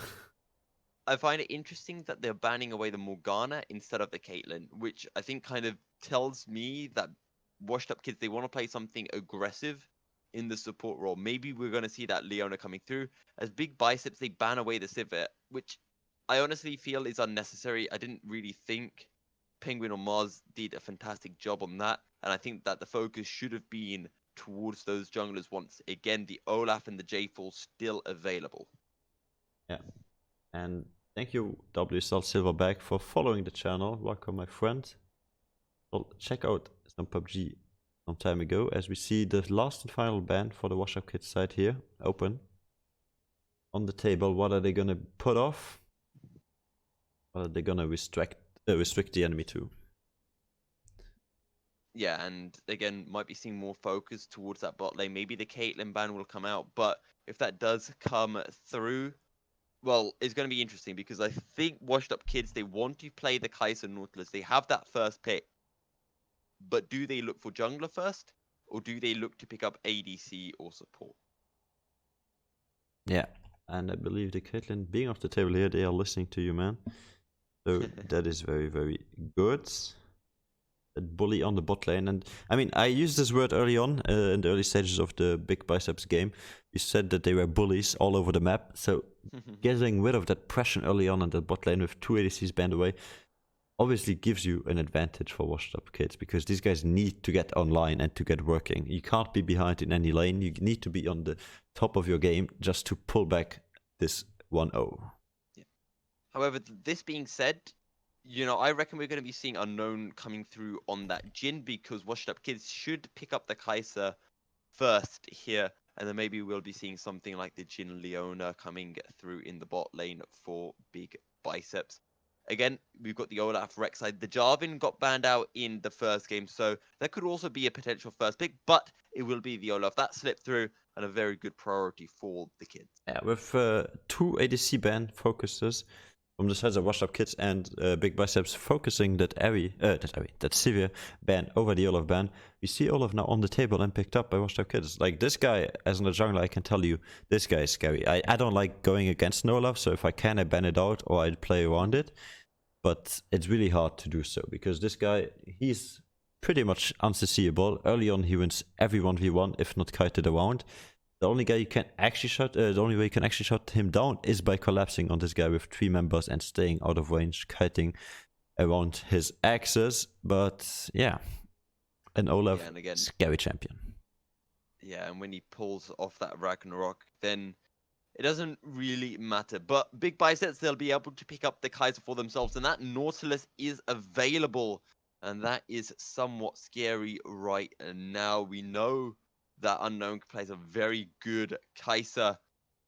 Could also maybe be seeing that Jinx coming through for WashedUpKids, but I do expect either the Nautilus or the Leona to now get locked in for the Biceps. Yeah, and the Kai'Sa still hovered.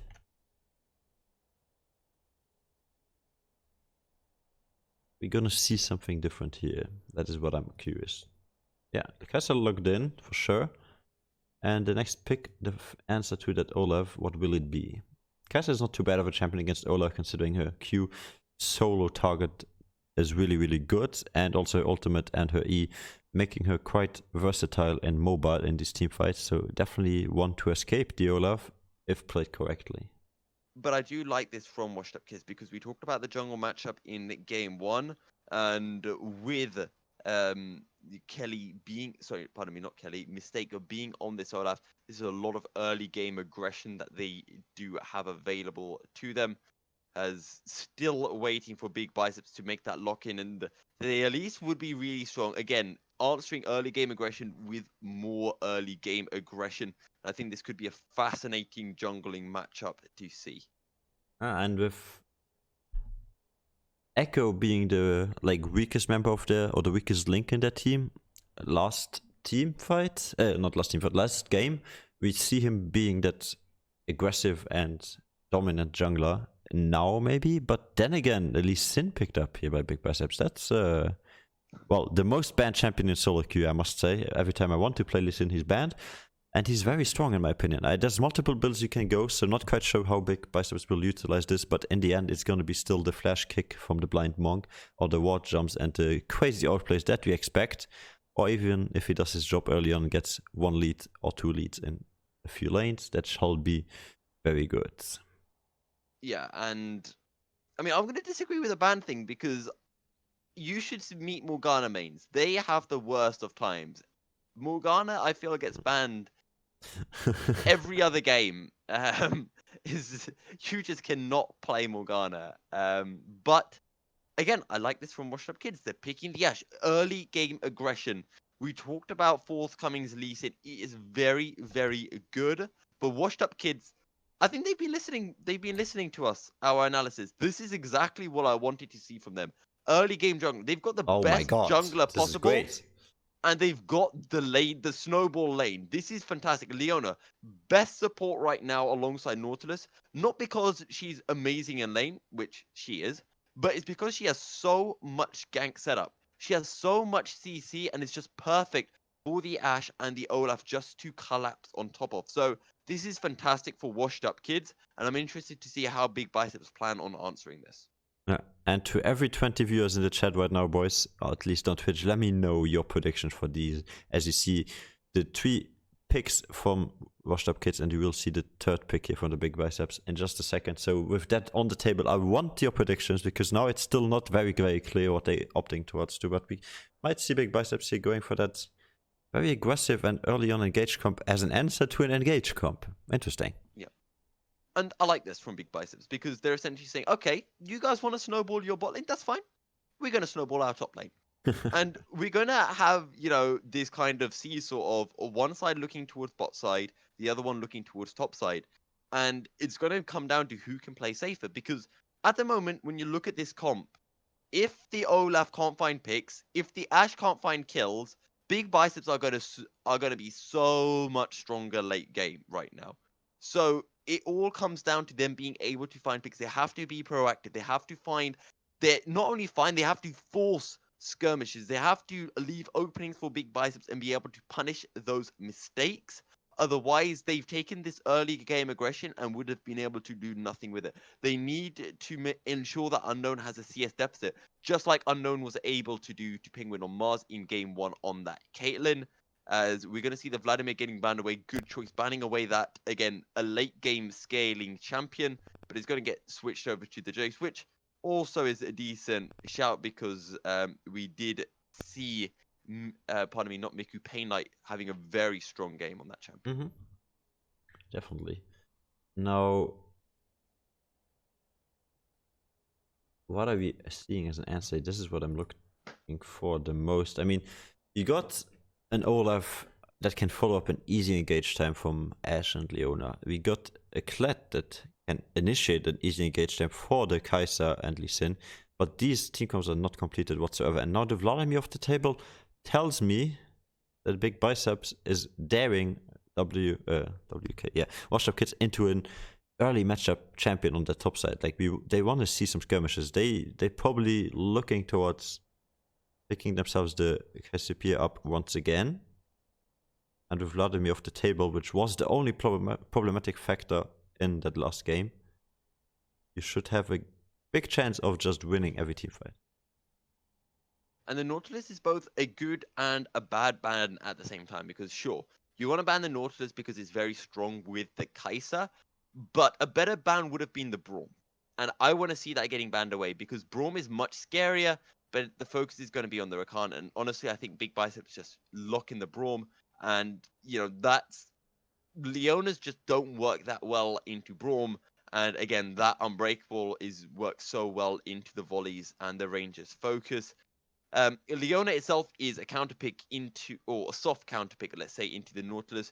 And, it's kind of 60-40 into Rakan. Every time Rakan goes in, Leo can just engage on the Rakan or the Kai'Sa. And Leona is actually really strong in a 1v1. So if she goes in on Kai'Sa, that short engage, she will actually beat the Kai'Sa, and the Ashe would be expected to beat the Rakan. So it works out very well. So I don't really understand that Rakan ban. Yeah, maybe they're just scared of even more engaged because you already got like 2 engaged champions. And they want to make sure, because right now they have no way to kite, right? Ashe is very immobile. So if it comes down to team fights, if your front line is engaging with this Olaf and Leona, it leaves your back line very, very open. So the Rakan could have been something that can dive in and set up that knock-up for the Lee Sin Kai'Sa to hit their most important abilities. And with the Braum hovered here, we might see some even stronger team fight potential. This is exactly what I mentioned. Braum is just really strong with Kai'Sa. You know, we talk about Kai'Sa favored matchups. First of all, you've got Nautilus, then it's Leona and Braum. And Braum is actually better than Leona, in my opinion, with Kai'Sa, especially if you can play Braum, because Kai'Sa doesn't want to exactly be aggressive, doesn't want to have that Nautilus, doesn't want to be forced to engage, whereas Braum just provides a lot of early game defense, and especially into something like an Ashe Leona, which is going to be so aggressive. This Braum is going to be fantastic. Every time the Leona goes in, the Braum can just jump on top of Kai'Sa, and they'll essentially just beat up the Leona, whereas while the Ashe can't do anything because the Unbreakable will deny about 50% of the damage. Yeah, that is very true. And well, we got some cheers for Blitzcrank support, which will not happen, of course, but the Blitzcrank mid lane is still a chance. Now, obviously, we are looking towards that last pickup here by the WashedUpKids before we get the counter pick in the mid lane, hoping or seeing as this Camille could be the top side. Yeah, the Camille likely to be coming through in the top lane. Let's see what they want to pick up mid. They have a real big need for some AP right now, so it has to be something really solid. Blitzcrank.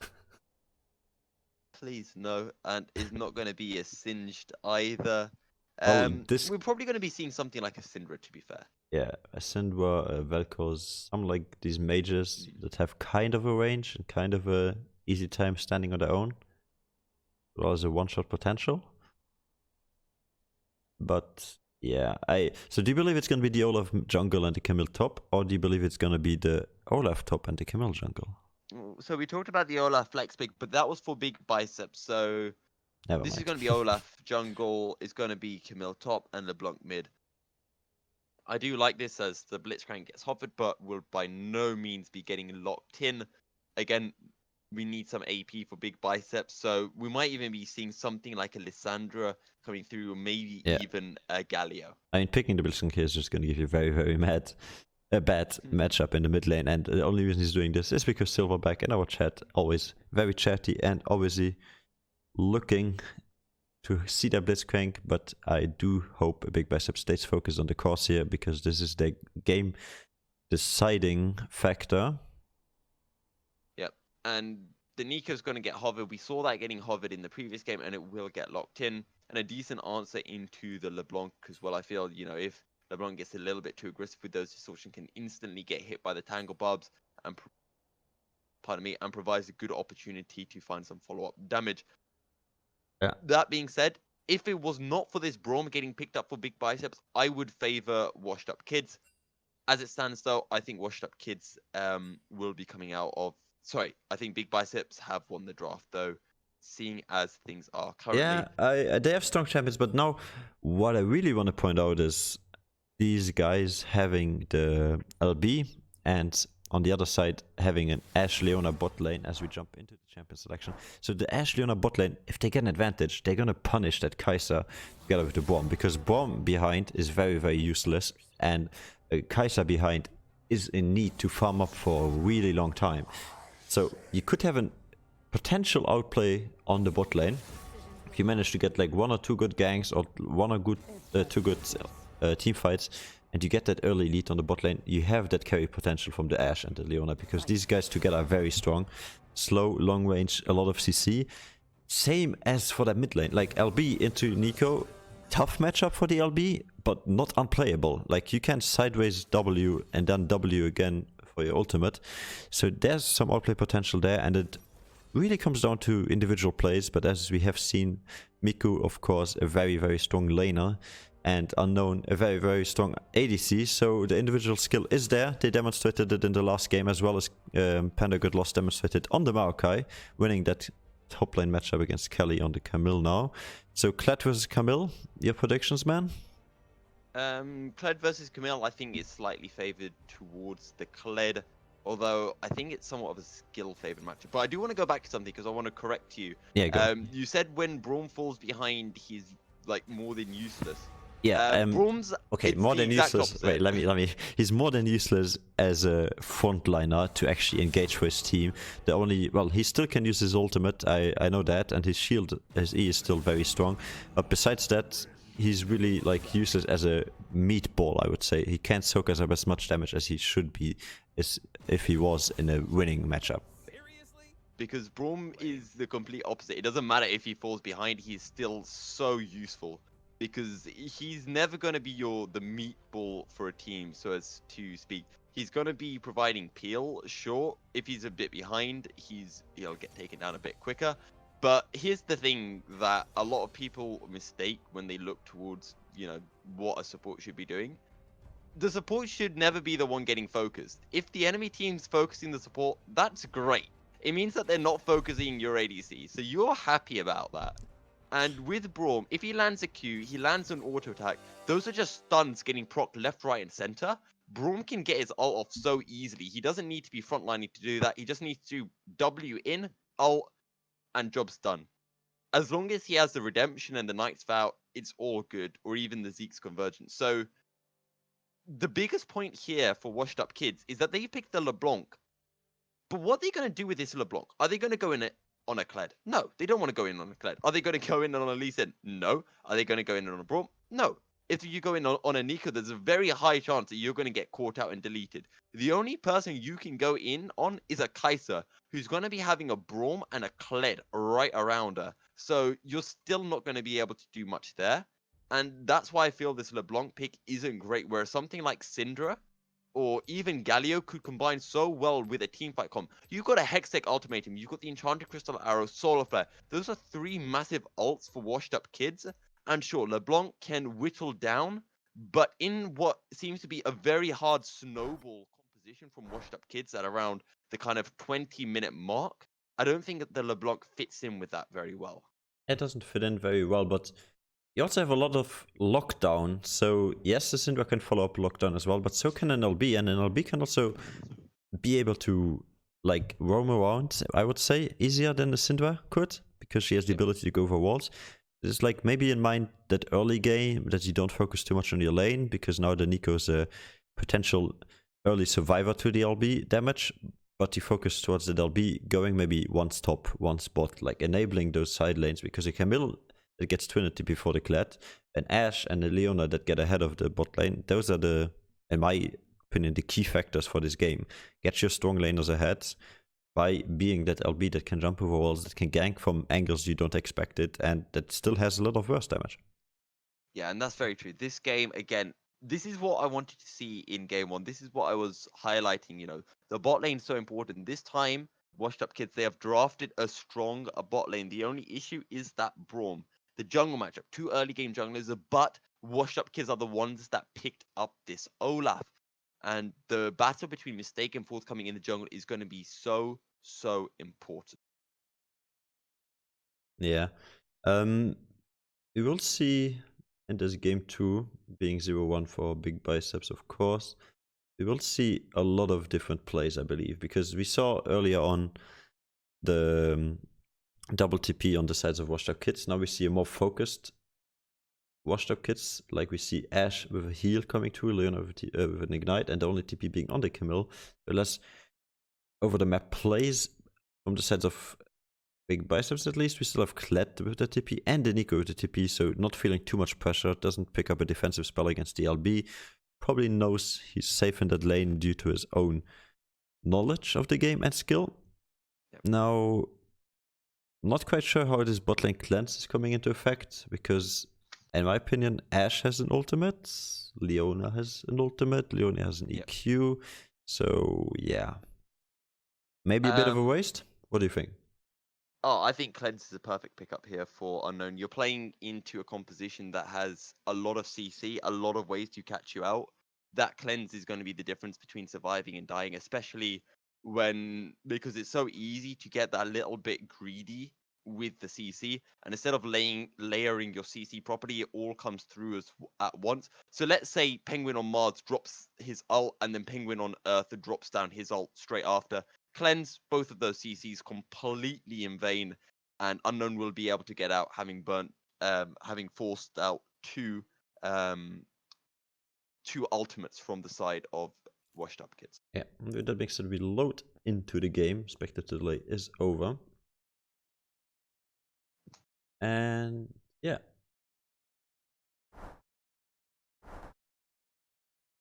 And look at the Guardian on the Braum, the press attack on the Caster opposing to a lethal tempo on the Ashe and an aftershock from the Leona. Together with an electrocute in the mid lane from the LB, nothing too unexpected there. Nico having that Comet. And Conqueror on Lee Sin actually, and Conqueror in the top lane.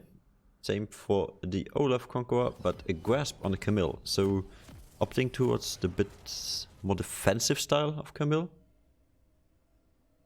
Just trying to stay safe in lane.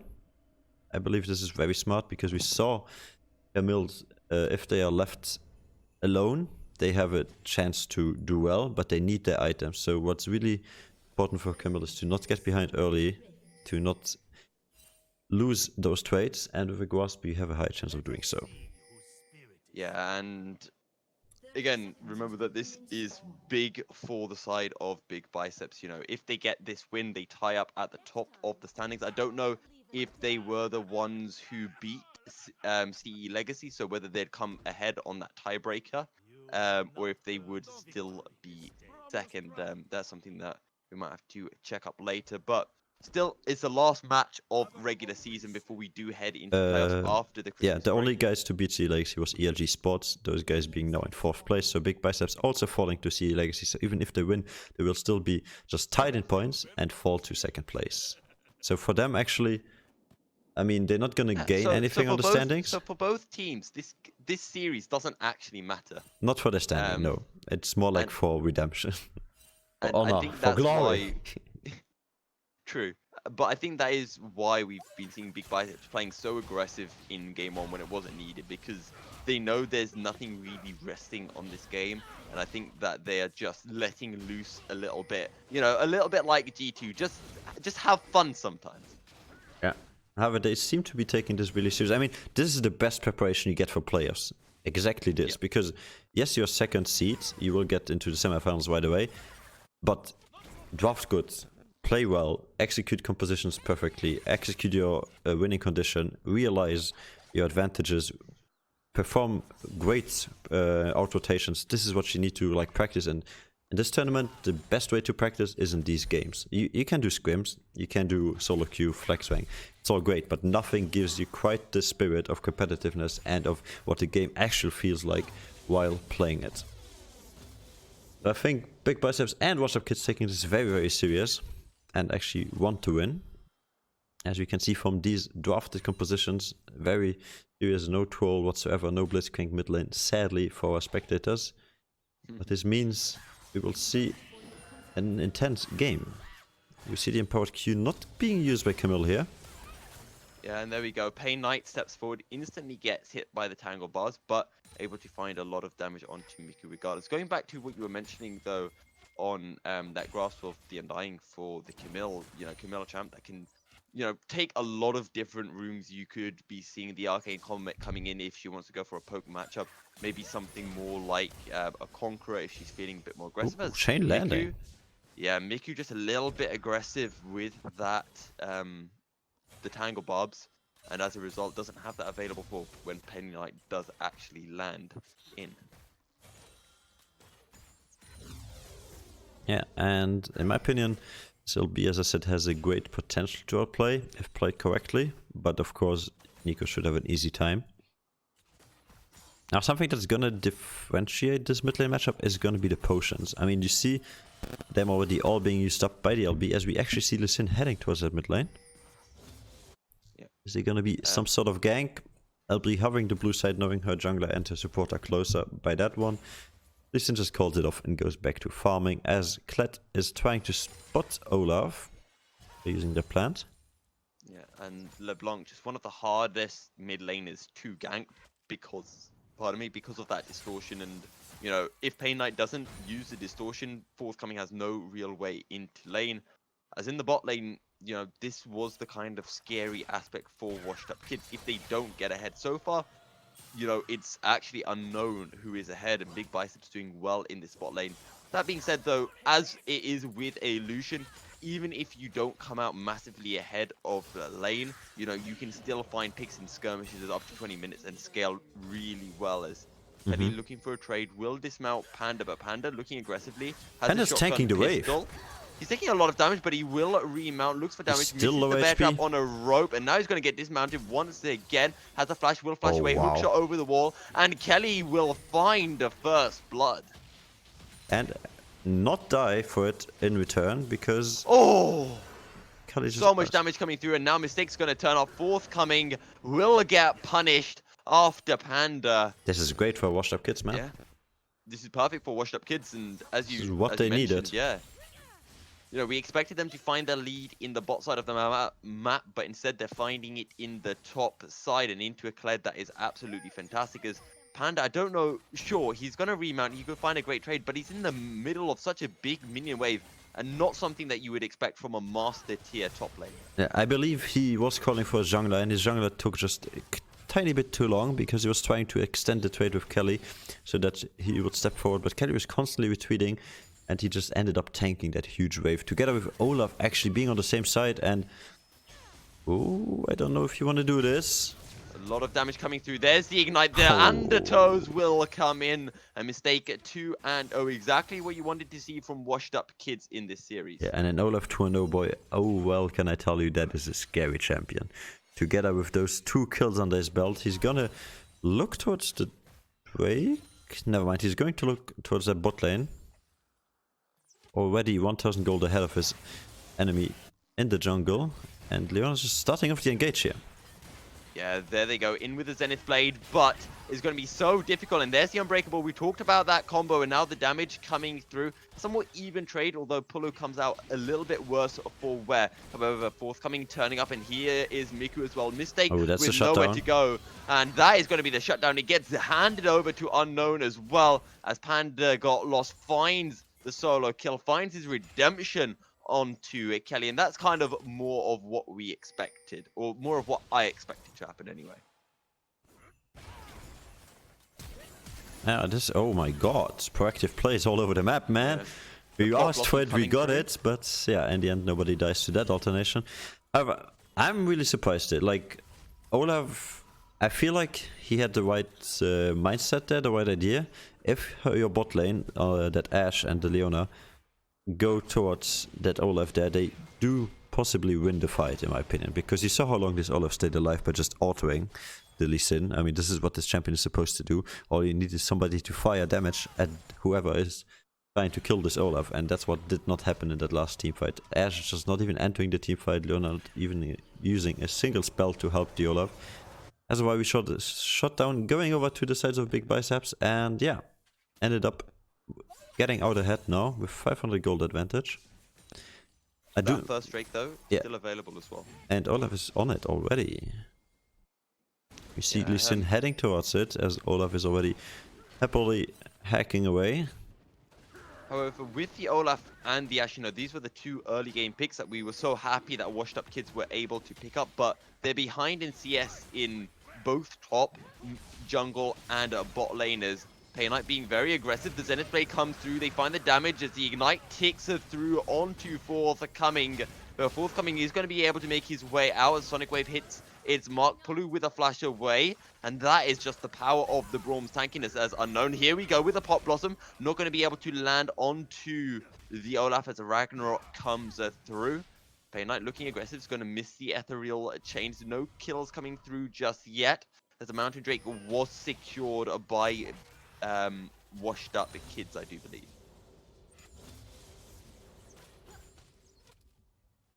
Yeah, one thing I did surprise, as we see, wait, I'll be, okay, just a little bit of a trading. One thing that did surprise me in those both, well, we could say cuddles they had, was Leona actually being tied up here with like just Pullo on this bomb. She's close to him all the time, just constantly proccing that Q. You know Leona as well. You're Leona main, you know this. Leona Q is on a very, very short cooldown, and just proccing it twice or even 3 times a team fight, that is insane, man. Like, getting off the CCs is so great for Leona, and that's why she's not afraid of going so close to the enemy, even without having any defensive abilities like the flash. And the reason why big Biceps can, WashedUpKids can go for these very aggressive plays that they should actually be losing. The reason why is because you've got the likes of an Ashe into a Kai'Sa. You've got this LeBlanc, a lot of AoE damage and early game champions, but give it 10 minutes and you go for those fights and it's going to turn out a lot worse for you. Yeah. We see a bit of an invade happening in the blue buff. We do see Bomb also getting spotted by a Pinkwood. No reaction so far from the sides of WashedUpKids. And that proactivity we saw kind of cooled down for now. Yeah, do you know how that trade on the top lane happened? Because I did not see how Camille died. The trade? Yeah. Oh, Panda just went in and killed her. Okay, because the last time we had a look at that, Panda was like 10 HP on the tower, and then I just see Camille dying. I was like, what happened there? Probably got his mount back, I don't know. We might be able to check in the replay. Yep, there's a mistake. He's getting caught out in the enemy's jungle. Will Nice sidestep the dodge. tangle bars, but he has a Ragnarok available, but he just gets burnt down. Kind of a little late for the party as the Enchanted Crystal Arrow does land, but... That was 3 ultimates used and only 2 ultimates returned. So in the end, that was a Olaf ultimate, a Ragnarok used, but then the Nico, the Lysint kick, and the Klett engage ultimate came through. But as well, Ashe using her ultimate all over the map. So a bit of, well, I would say overkill on the side of big Biceps, but at least they made sure they got that kill. Now the Olaf 2 and 2 and picked the tanky jungle item, as one might say, giving him more HP and a better clear. Lysint opting towards that warrior, just making sure he does damage, and both once again taking that Stalker's Blade to smite from afar, slowing the enemy and doing some damage. Yeah, these trades on the top lane, they seem rather even, like especially with the Sheen and the Tiamat, you have the pushing potential as well as the 1v1 good trade, and then not too sure about that healing reduction on the side of Klett, because you have it built in your kit, so why would you need the item? Yeah. Especially when you go towards that phage, I would have opted for cooldown. Like, you probably finished that one into Black Cleaver and not the Trinity, and we see the engage here. Here we go, Hexic Ultimatum coming in, the hook shot as well. Can they find the remount? By that, I mean Kled and a Skull, and the answer is no, as Kelly finds the solo kill. That was well played. Yeah. Nothing to add there, just perfect execution by WashedUpKids. This is what I wanted to see. Like, I know these guys have strong laners as well, it just hasn't shown yet. But of course, this game being very different, as Leona slightly escapes there. Yeah, but look at the CS discrepancy in the bot lane. 35 CS up for the Kai'Sa. That is absolutely nutty. Into an Ashe Leona? That is just disgusting. Yeah, I think so too, man. Now, Leona roaming towards that mid lane. We might see the answer right now, but nope. Just uses the plants to clear her tri-brush, as her lens is not quite up from the cooldown. And the blue actually going over to that Lysint, feeling like he needs it more, and the first pause of this game. Yeah, Stormraiser has been completed as well for Unknown, and now as Penguin on Mars not even close to completing the Blade of the Rune King, so this isn't going well for the side of WashedUpKids in the bottom lane, and once we start seeing a couple of items coming through for Unknown and Panda Miku, this is going to be really tough for the side of WashedUpKids. Yeah, definitely. But yeah, Stormrise is completed. We can have a look at gold since we're in a pause right now. So still just 1k gold ahead. That's the 1k gold we see in the bot lane, I believe. So we have 600 gold team advantage, but only 1k gold and 1k gold difference in the bot lane. So Stormwazers being the first item to be picked up, while Ashe is still working her way towards the Blade of Ruin King. Yep. And obviously free boots must feel great. Inspiration secondary. Same for Kaiser, I believe. But the other big issue as well for WashedUpKids is in this jungle. They've taken the Olaf, but they're almost 20 CS down in that jungle matchup. As well as 200 gold. Like, how did that manage to Yeah. happen? I guess he got caught twice. I think Mistake has been looking for ganks in lanes, but just never able to pull them off. And while that's been happening, Forthcoming has been able to CS a bit more and find more effective ganks, with the exception of that play in the top lane he tried to make that he got very badly punished for, and is ultimately the reason why Panda is that little bit behind in the top lane. Yeah, very true. But then again, I think it was also credit due to Kelly also having really, really good knowledge of his champion and realizing Camille's strength and kind of outplaying Panda, and most trades at least. Even if that means just cutting backwards and waiting for your grasp to be up, as well as your secondary Q that does this 2 damage, of course, and using the hookshot only when needed so that he is not vulnerable towards Lee Sin gank. Like we've seen multiple fights, multiple skirmishes in the top side where Camille just doesn't use her E, and I was wondering why, but it makes sense if you have a Lee Sin on the enemy team that can follow up so fast. It's going to be very dangerous to use your only escape. And the other big thing to mention is we saw in game 1 a lot of TP rotations coming in from Big Biceps. Again, they've got the 2 TPs versus just the 1 TP from WashedUpKids, along with the Kled charge. So there's a lot better skirmish rotation potential for Big Biceps that I would like to see them use, especially around this Infernal Drake that's about to spawn. Mm-hmm. You do definitely. One thing we are not quite sure about is when this game is gonna go on again. Let's have a look at... Okay, so support has audio issues, seems to be the issue here. Well, Discord playing up most likely. that's one technical difficulty we can accept. Or pause. So 13 minutes in exactly, on the spot, no second more or less. This is where we're at, 30 minutes in, and we see Olaf at that herald. We cannot move the camera right now, obviously, but Olaf on that herald indicating he's gonna probably look towards picking that one up, as well as Camille just coming back from base. And Lee Sin, I do believe, hasn't been spotted just yet, but the second he will be spotted on either that bot side river ward or that offensive ward in the opposite side of the map, we will be seeing the Lee Sin spotted, and then hopefully Olaf realizing his chance to pick up that neutral objective. But as well, the Infernal Drake spawning. You think we can see here the bot lane, Kaiser and Bomb pushing that one out and opting towards that Infernal Drake because they have a kind of a power spike with their Stormwazers, or do you think Lee Sin is just here to gank? Yeah, it's going to be interesting because, as you mentioned, Mistake is on the Rift Herald, and I think, I mean, you kind of say, is he going to go for the Drake or is he going to go to gank? But I mean, the two at the end of the day do kind of overlap because Forthcoming will probably look for a gank, and then if that doesn't work, it should allow Big Biceps to push out the bot lane and be able to then rotate towards Drake, as it does look like we will be getting back into game in just a few moments' time. Yeah. Now I believe the audios have been fixed. So next up, we'll be seeing the unpause in a few seconds, hopefully.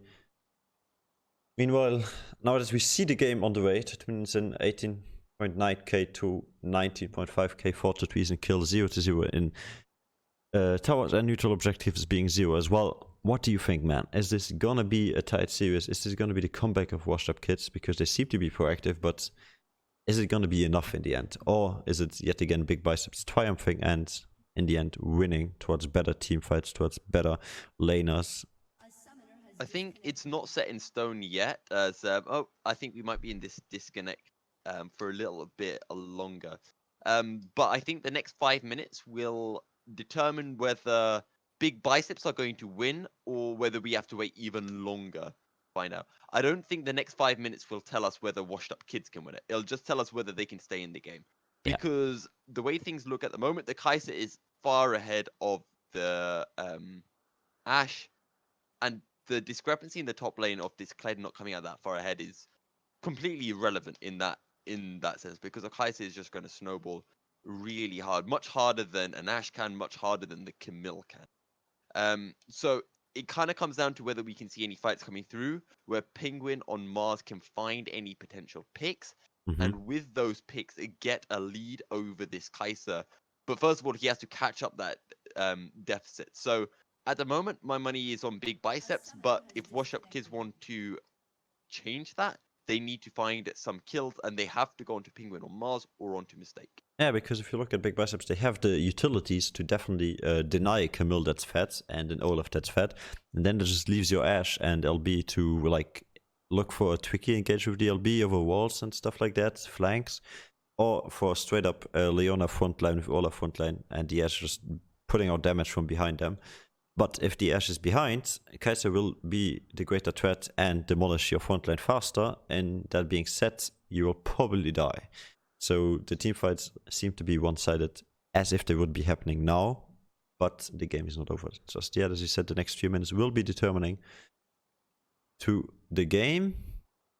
Now, still at that pause. We were sitting here for 3 minutes, I believe, 8 minutes. What is it, man? Feels like an eternity. Yeah, it's been about 8 minutes into the pause. If we include, I think the pause that was happened right at the start of the game. Let me see Bomb disconnecting I don't once know again. if there's any league rules about having like a maximum of 15-minute pauses. We do, but in like technical difficulties like these, I believe it is fine. They're allowed to have like a certain amount of pauses. But yeah. I mean, I don't know what pauses would be used for apart from technical difficulties. Well, there's people that can have like IRL stuff coming up, like let's say somebody ringing the doorbell, you pause for 2 minutes, or like, you know, something like that. Fair. So there's these occasions that why we allow them to have a pause, and that's why we go for tournament draft in the end as well, offered by Challenger Mode. It's obviously also the most competitive environment for drafting. Oh, yes, true. And it's always nice to have this possibility of just pausing the game, because whenever mom calls for dinner, you better pause that online game, son. But yes, no, all jokes aside. Or she's going to be pulling out the router plug, and then, then it's going bad. Well, then you might definitely pause the game on your own. But yeah, just hoping for these guys to reconnect, hoping for Polo on that bomb, fix his issues, and we can see this game be on the way. I mean, as bomb, you don't need audio, just play, man. You know what to do. Maybe we should pull to break while we wait for them to sort out. We can have a look at our beautiful intermission screen. A lovely idea from you there. Let's have a look at this beautiful intermission screen. A lot of animations going down. Kai'Sa jumping in, perfect for this game. Kai'Sa being the one to complete the item, well, the real item first, because we don't count jungle items here. They're just cheap matchups. But yeah. Kai'Sa on your screen right now. Also, let me think for graphics, boys. This is actually a good time for Twitch chat to tell us, what do you think for graphics for the stream? We are thinking about doing a new overlay for the PentaQ draft or virtual draft, whichever will it be in the future. And then also for this intermission screen, we do not mind the way it is right now. I think it looks great, but we would like to change it up from time to time. And also overall graphics, like in-game, what else do you think is missing? Just give us some insight. We have a feedback channel on Discord. If you're a member of our community, you can use that. If you don't know how, look into the information channel on Discord. It will tell you. It's really easy to use. Just give us feedback. We appreciate it. We will adapt. We obviously always take every word you say very seriously and try to give you the best experience, because this is what it's all about. It comes down to you experiencing a great tournament, having fun, or being very competitive and serious about it. Nonetheless, it both works for us. And yeah, obviously seeing a lot more contenders, because we are used to holding tournaments with up to 32 teams in one league. Oh, we're back. As we are back. Hey! 3 cheers. Right. Okay, I'm trying to remember what was even going on in this game before we head. Olaf, Herald, and Lee Sin looking for gank, but spotted by Ward as predicted. Quick catch up of what was happening. And we see the Drake here opened and Olaf picking up the Herald as expected. So yeah, we call this. Nothing too exciting. Just a clean pickup, no steal, Leona ult used, but yeah. Okay, don't know why. Okay, Leona ult was to try to find the steal. Yeah. It was somewhat close. This is And- great use by Olaf. He's using... Never mind, he's turning back. I was about to say he used this Herald perfectly as the Ocean Drake affected the map. He used it perfectly to then utilize his time being to invade, but then he turned back to the top lane tower as we see Enchanted Crystal Olaf. Arrow as Glacial Fissure comes through. Lee Sin under turret. The insect comes down, and that's going to be another kill going over to Unknown. And Pulu actually just about survives that one. Very, very close indeed. And Pulu, you might want to be backing off, my dude, because Pain Knight is on his way down. I believe he was not spotted just yet, but called out to be missing by Nico, as of why we see Wetside Big Biceps backing off. But in the meantime, as I was screaming Olaf went there to ensure the first tower to be picked up on the top side, and Kled just backing off, not using any summoners or ultimates. I'd say Olaf is once again spotted out in the enemy jungle here. Now utilizing his time, steal away the chickens. And that was the Infernal Drake that did get picked up there. So that's pretty good for the side of a Big Biceps. So extra damage for Unknown, Panda, and Miku as trade coming through in the mid lane. But Wait, so with did the we miss the Ocean- Drake? There was a Drake right at the start, which I believe WashedUpKids picked up. Yeah, Olaf soloed that one, right? It was what we saw the first fight all over. That happened, and then Olaf went and picked it up. Oh after, my I god, believe. Olaf, you are in such a tricky position right now, but they But do it's not going know to be you a are here. 2v2 actually. Face checking. And forthcoming, as you mentioned, face check. In we go. Forthcoming though is going to get taken down. Survives for a while as the Hextech ultimatum comes through, and here comes the Knight as well. Mistake tries to flash, but he's going to get taken down. It's a 1-for-1 so Nico's far. not helping. But Panda is actually dealing out a lot of damage, but not quite enough. 2-for-1 in favor of Big Bicep. Man, In favor of WashedUpKids, pardon. I like Big Biceps' idea here. Oh no, Killer Instinct Unknown with a solo kill. Damn, that was damage. Stormweiser to Blade of the Wind King. You see the difference in items there. Yeah, but as I was about to say, I like the idea by Big Biceps here, having the Lysinde, the Nico, and the Kled collapse on that face checking. But still, I feel like Nico is just too passive, or like overall, we saw also on the what's that happening this on the other side for the other team, WashedUpKids just too passive, not helping their people. Like this comes down to 5v5, right? You need every single one of your members to do damage in every team fight. Even if it's just an auto from a support, it will do damage. And Nico just, well, backed off with the flash after the ultimate used, and then didn't re-engage. She had a chance to re-engage, and I think if she did, she would have given Kled the time to remount and then maybe turn that fight, because it was a 2v2. Until the Lysinde died, and it ended up being a 3v2. And now Unknown is 3-0. Camille is 3-1, has that Triforce, and Panda is still a little bit away from being able to get to that stage. But let's see what happens. Is Blue Buff going to get donated over to Pain Knight?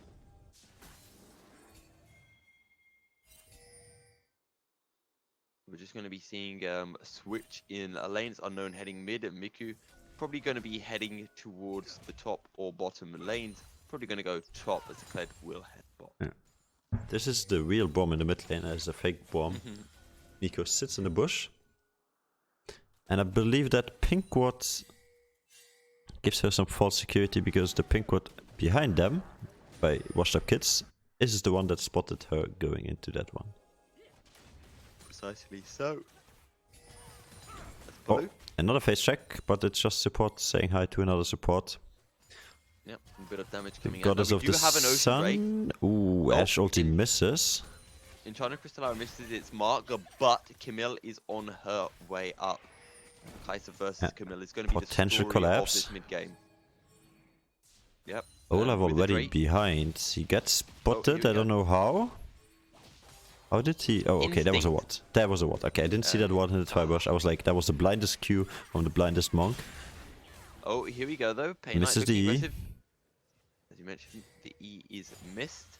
And with the Ocean Drake coming up in just a few moments' time, it's all about the setup as the wood's getting cleared and hook Oh shot my out as quite literally, oh my god, as we've entered another pause. I'm not sure if it's by the same team as last time.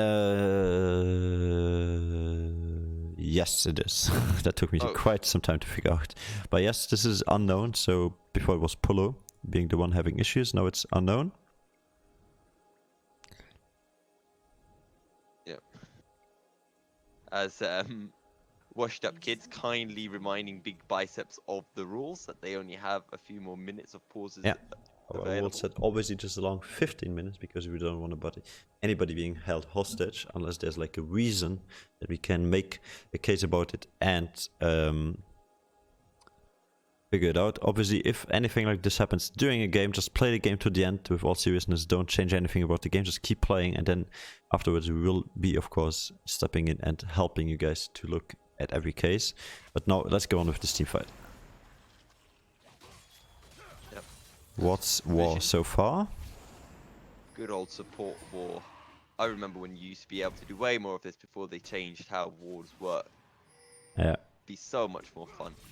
So, Mistake might have stepped forward a little bit too far. He's going to get collapsed on. Ragnarok will come through. So will the Solar Flare. But it doesn't matter because Big Biceps have picked up the kill regardless. And now they can look towards the ocean. Drake Pain Knight, will he be even able to do anything? Dashes in with a distortion, but not quite enough damage. And now the collapse coming in. Glacial Fissure will miss its mark. But one more auto, that will find the concussive blows. And that's another kill for Unknown, who's now on a rampage. Yeah, that's just Big Biceps outsmarting.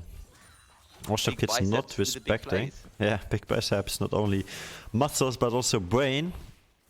So they pinged as they were teamfighting the mid lane tower, realizing that the only option for WashedUpKids after losing their jungler would be to go aggressive in the mid lane, picking up that mid lane tower.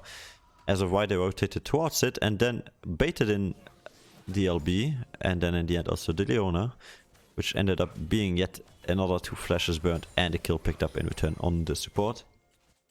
Now Big Biceps uncontested with the Drake as we get the next pause. Oh, but this time it's from WashedUpKids. They want to have some pauses too, you know. Yeah, this is the game of pause, man. Game of pause, the war of wards. However, we do have another Rift Herald available, and we're seeing a 2k goal lead almost now for the side of Big Biceps. That Kaiser is going to snowball hard. 190 CS in 19 minutes. That's a 10 CS per minute Kaiser, almost. Like, just missing 3 CS. Yeah, and that is really nuts. close. Yeah, he needs to find 3 kills. I do believe kills count towards CS, or get some wards. They definitely do. Yeah, now... Yeah, I'm not quite sure. So, top lane, I know the Kled is the early bully in this lane, and the Camille is outscaling, kind of. But, of course, Kled's utility is nonetheless always important. So, I believe the only reason WashedUpKids has not given up yet is because this Camille has this chance to carry, at least by split pushing. Yeah. And then and the it all comes Ashe... down to that. It all comes down to that focus onto Unknown. Needs to be able to find the Hextech ultimate onto Unknown. That's damage, man. All the damage, yeah. And the Ashe ult... and Solar Flare as well. This is the layering of CC we talked about, but that is a 2 ults and no kill. Somebody too scared to go in, I believe, with the LB. Well, probably didn't have a distortion? No, W ready to go in to proc the QW plus Ignite would have been enough damage. Yeah. But yeah, I would have even pulled the trigger there on Camel TP, to be honest. I just like pull that, like there's a ward right over here that they could have TP'd on, and with the Camille actually targeting the Nico. Holy shit, that's a lot of damage. Kelly, Hextech ultimatum, but the Pot Blossom comes through, the TP will get channeled as well. And is he gonna die? Down. He's not. He won't die just yet, and Hookshot over the wall will take him out to safety. And that is why you don't make the Nico side lane into that champ. As the cleanse comes through, maybe a little bit early. Void Seeker out, and that's a killer instinct by so much time. And that's another kill for Unknown, who we thought he was getting caught out, but it's the other way around. Here comes the charge. It's a 3v3, a 4v3 if you count the guys for the TP being channeled in by Kelly. As you mentioned, yeah, and she'll be coming in just a second, as now the collapse comes in for WashedUpKids onto the outer turret into the mid lane.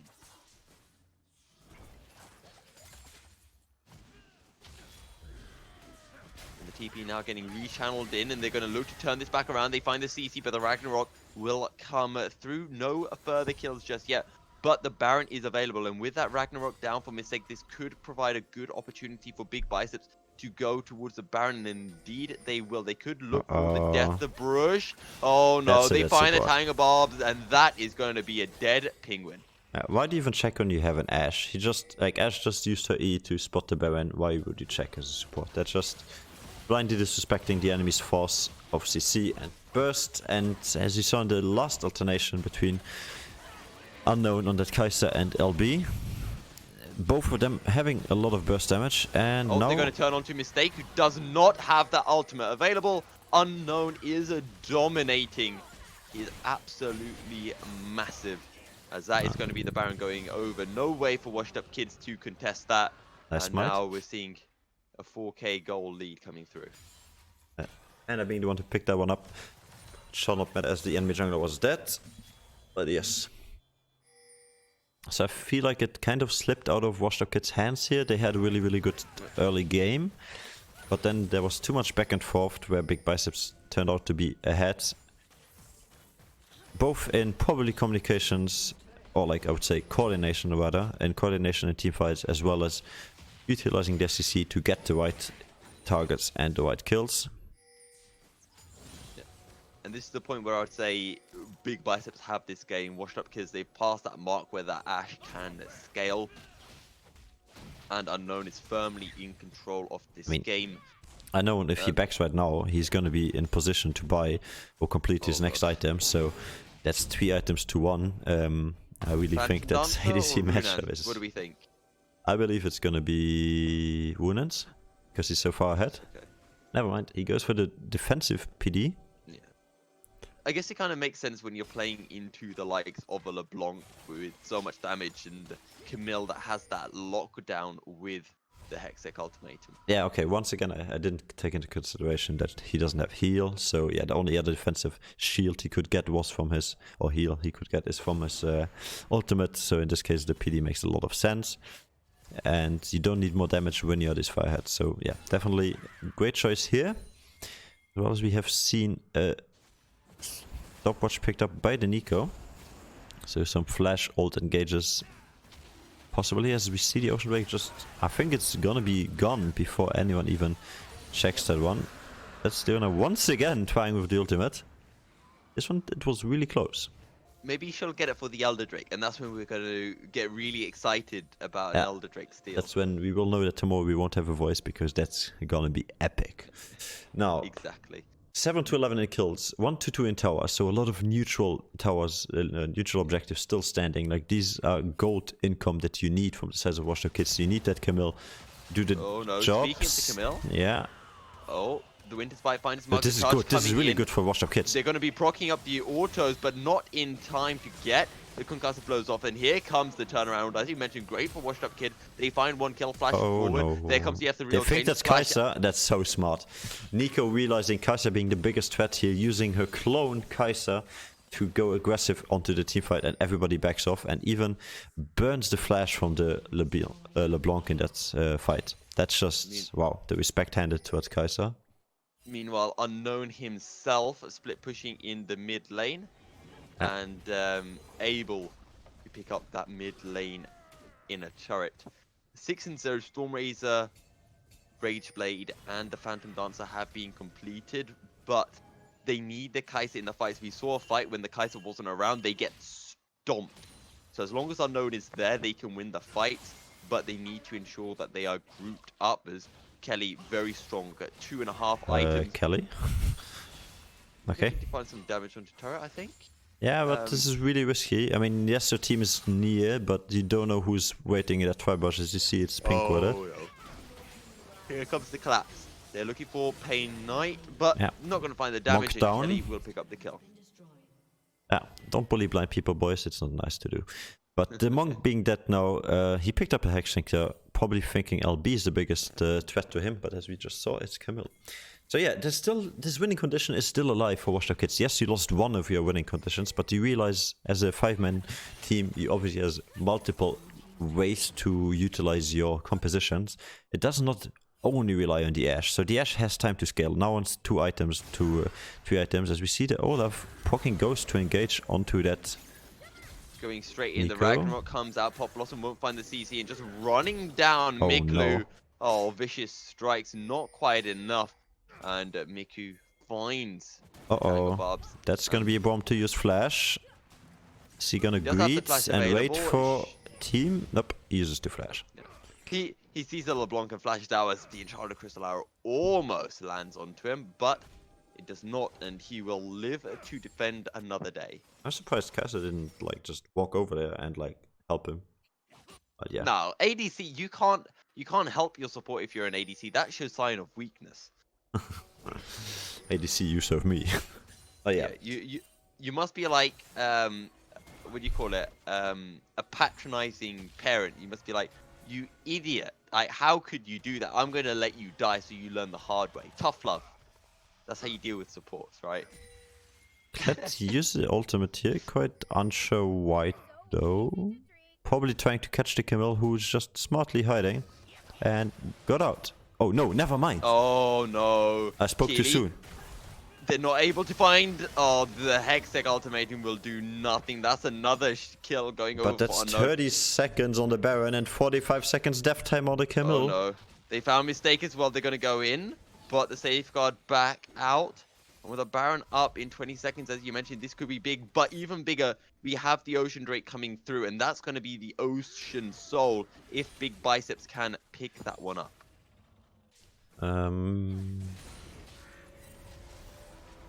Everybody resetting indicates there's nobody actually trying I think to... Unknown's got the Zhonya's. Yep. Yeah, he's he does, he completed it. does. So Unknown That's going to be big. technically unkillable and very, very strong. I mean, your W now evolved, as well as your E together with your Q. So this is a fully evolved Kaiser. Is the W evolved? I thought you need 100 AP for that. Wait, oh yeah, they changed Zhonya's, my bad. It's just 75 AP, my bad. So this thing's still a tiny bit of AP. Maybe picking up an amplifying tome sometime soon. Oh wow, Ragnar Mistake is already getting propped. burnt down. This is good. Oh, this is that's big. Enchanted Crystal Arrow, but it doesn't matter. Unknown finds the kill. Another kill coming in. Solar Flare will come through, but now they focus on to Penguin on Earth. That's a double kill for the Kaiser. They're going to look for more. They can't quite hit Keely with the Winter Spike, but 2 more kills for Big Biceps. And Baron is up, but more importantly, so is the Ocean Drake in just a couple of seconds. Once again, Knight getting aggressive. Yeah, nothing too much That happening was here. half HP with 1 Q from Unknown. Yeah, but once again, I think like, I don't know. You see your support and your jungler caught out, and yes, that's a bad team fight to take, but it's in a really closed off environment. Like this is small jungle fights. You want this. This is good for Ashe. This is good for LBW. This is good for Olaf Q. This is good for Camille to lock down a target that doesn't have a lot of room to move. Same for the Leona, and you just see your teamfight not collapsing with you, as we see Big Biceps here starting up that Baron. Yeah, you kind of understand the Leona syndrome, just constantly going in with that Zenith Ray, trying to find picks, but I don't know what Mistake is doing, because he's never the one who should be engaging or starting off those fights. Yeah. It has to be Kelly, or it has to be Penguin of Earth. It has to be Penguin of Earth followed up by Kali, in my opinion. Yeah. That's like the wide order to keep this one going, but we haven't seen that so far. Or Penguin on Mars finding that Enchanted Yeah, Crystal of Arrow, course, and then that's the follow-up. your setup. Yeah, but we haven't seen anything quite like that, sadly. But, oh my God. Wow, Killer Instinct coming in. The Ragnarok will come through, but Unknown is just going to chase him right down with the supercharge. Enchanted Crystal Arrow will not find it, so Mark. I mean, to be fair, Unknown hasn't needed to use that cleanse, which I guess is a good thing, because He used it in early untouched. alternations, but now I feel like, I don't know, like if you're able to jump as a Kaiser onto the Olaf and just bully him away when Olaf has a Rend Range, that just shows how strong you are. And yes, it's only 6,000 gold lead, which is at this stage of the game not that much, but it's still 14k, nearly 15k gold on Kaiser towards a 9k on Ashe. And this is where I say that's insane. J7. Yes, let me know. Mistake has gone for the Cinder Hulk on the Olaf. Yes. Okay. I just thought that was kind of interesting that he's I mean, Cinderhawk is the right choice, considering the full enemy team is doing a lot of damage, and you don't need damage if you look at your team. You just need front line. Here we go. Oh, Sonic Wave Nice followed ult. by the Resonating Strike. Yeah, the Solar Flare will find 2, but is that enough? They're just No. so tanky, and we talked about this before. If you're LeBlanc, who do you go in? Because you do not deal damage to anyone, and that Hex Drinker really big for forthcoming. Yeah, and the key point here being what you just said, not dealing damage to anyone. I mean, these guys have the Ocean Drake soul. You know what that means. You hit one auto and you feel like your Warmax is just starting up, man. And you have like 4k HP, Warmax just constantly on healing you. Like, look at these guys, they barely take any damage. I'm very sorry to say this, man, but WashedUpKids just washed up this game. Yeah, and also take a look at Panda, because he's stopping the bat coming through from Keely, and this is going to buy a lot of time. Playing with his life, though. Biceps. He will. He's going to get That will be dismounted. a He does have the flash available. No. It's actually going to turn this around. He gets remounted and he finds the kill. That's revenge for the laning phases. Oh, pay Night Killer Instinct forward. One auto. Oh, There's the the auto follows. second. But Unknown, he's going to have to run through this and try to No. Crystal Arrow sidestep. But here comes the rest of his team. Flash out. And the Pop Blossom will not be able to find his markers of Ragnarok. How will did you take the miss that stake out one on safety. Ash? How? That was, It was a the really arrow good to save the sidestep. game. The arrow, 700 gold shutdown worth. Okay, we say it was to save the game, but Unknown did have cleanse available. Yeah, true, but still. That would have been epic from downtown. Now we see slowly their base falling apart. Another 16 seconds death timer on Keely, 17 on Pain Knight, as the second inhibitor of the game will fall. This one might be game. Big Biceps, they're looking for the play. The insect Ash comes has through. to flash They and heal. They find Penguin on Mars as the stopwatches come down. Glacial Fissure as well. This is just the cleanup from bigger Biceps. And they will find a 3. They will look for the Nexus as well. And they will take the win as they cement their place as a second seed heading into the TJ Diamond League playoffs. That was great close off to the game. I like that one. So 2-0, 2-0 in this series, man. This is definitely what we expected after seeing how this game would go down. And yeah, bit disappointed in the end. Like, kind of expected a tiny bit more from WashedUpKids, but then in the end we saw Big Biceps just outplaying. And yeah, I mean, sad to say, but Twitch chat is right here. Better team won. This is the case indeed. But of course, WashedUpKids have time to now readapt, and nothing is lost for them. They will be facing Big Biceps again in the gauntlet if they manage to win their first game, because these guys now obviously not falling too much down in the standings. Sorry. So definitely a chance still to we see these guys once again on the big screen. And if they win in the semifinals against Big Biceps, it shall not matter that they have lost today. So don't give up hope just yet. Practice, come back stronger, and in 2020 you guys shall have the chance to still take the throne. But yeah, let's have a look at standings real quick. Yeah, so I think we know how this one's going to look. I think it stays exactly the same, just that now Big Biceps are tied for first, but due to the tiebreakers, they will be staying second as they lost on head-to-head as Oh my god. damage. I mean, was there any doubt as to how the damage graph would really I look? expected a lot of damage, but hell yeah, can I use that meme? That's a ton of damage, bro. Wow. I mean, to be fair, WashedUpKids, they followed my win condition, but let's just say the execution wasn't quite there. Penguin on Mars just couldn't find anything. Unknown just snapped up the kills and just snowballed. Yeah, As with simple as that being said, here are the standings for you guys once again. These are the final standings before we head into our Christmas break. This is WashedUpKids being exactly where they started when this game was going live. So 6th place is going to be Reach to Hope with 6 points, WashedUpKids 5th place with 6 points, and ELG Sports with 8 points on that 4th place. And then for our top 3, we have Quantum Vortex with 10 points, looking strong, and Big Biceps looking even bigger and bigger Biceps indeed, because they have 12 points, as you said, tied with Sea Legacy, but Sea Legacy winning the head-on-head matchup. So, man, this I know you haven't been around for too long. switching up the words there. But so you don't know these teams too much, but I'm definitely sure you got a taste of what this league is like and what is going down. There's a lot of team fights, there's a lot of greed. We saw a lot of mistakes happening, but also a lot of exciting team fights, a lot of good drafts, in my opinion. This time we had a really close draft, and came down to execution. So hope you're excited to stay around for the gauntlet for playoffs that's gonna happen in just a few weeks. And then maybe, if you cast again with me or some other lovely casters from our caster team, you will be seeing the strength of the other teams. Because this was WashedUpKids on 5th place, and they looked strong nonetheless. Yes, they lost 2 games, but they did well in the second game. And Big Biceps being 2nd place here, you saw how good this team is. So you know what to expect of Legacy and Vortex and ERG Sports, all up there with them. So yeah, man, just give me your first impressions as we wait for somebody to interview. Yeah, and actually, speaking of the interviews, let's do this first, and then we can talk about that, because MVP, I mean, for me, I think it has to go to Unknown. He played well in game 1, and game 2 he was just exceptional. So for me, my MVP goes to Unknown. So it'd be fantastic to interview him. What's your thoughts? Yeah, definitely. We will probably look towards Unknown here.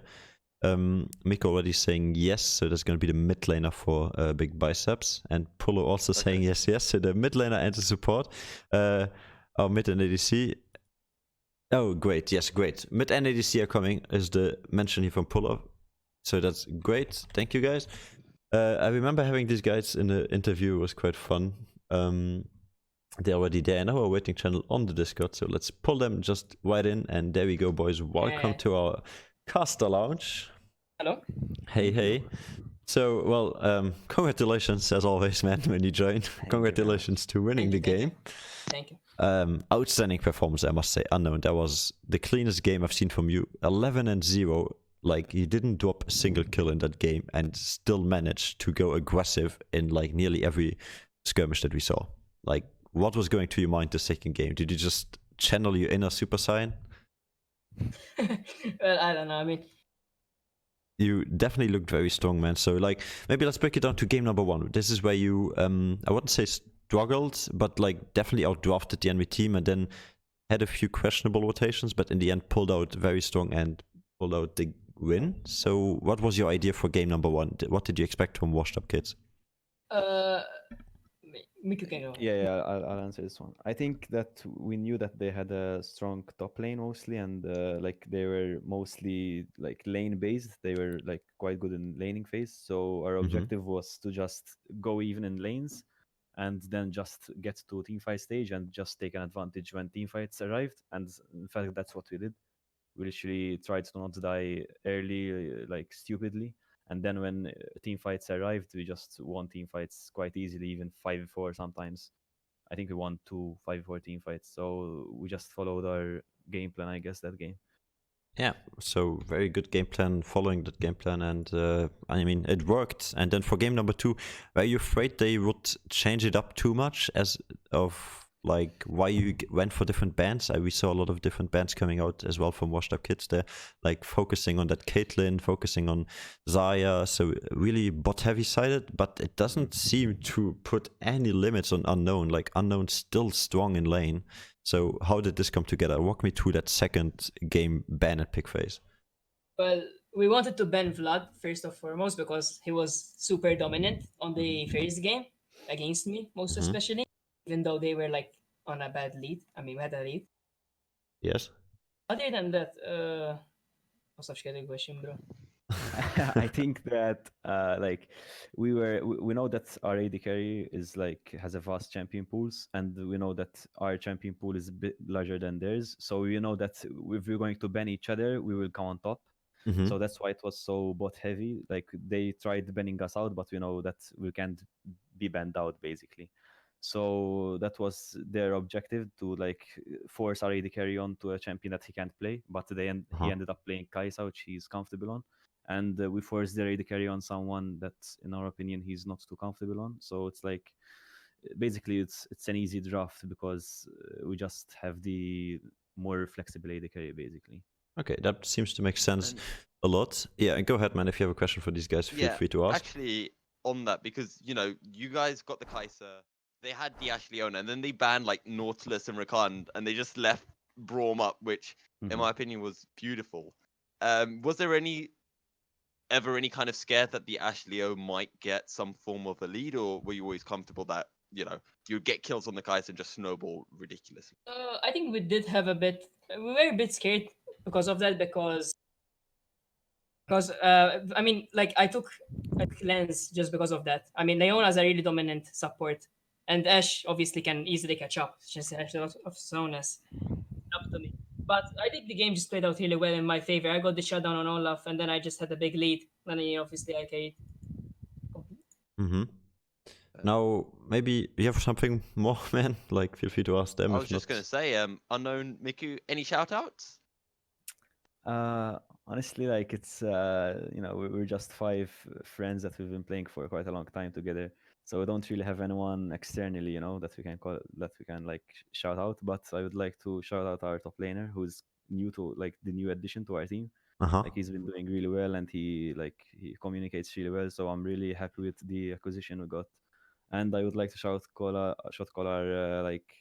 jungler who's really shy, and we tried forcing him into the interview, but he really didn't want to come. So It's okay. maybe if we win the tournament someday, he'll do the Okay. interview.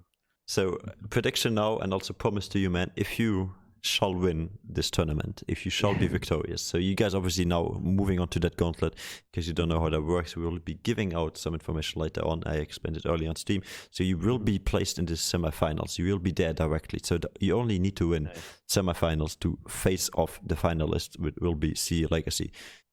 With that being said, if you guys win the semifinals and we get that interview, I promise you, man, I will want that junglers of yours in the interview, and he will be talking because he will be fucking hyped for the next game.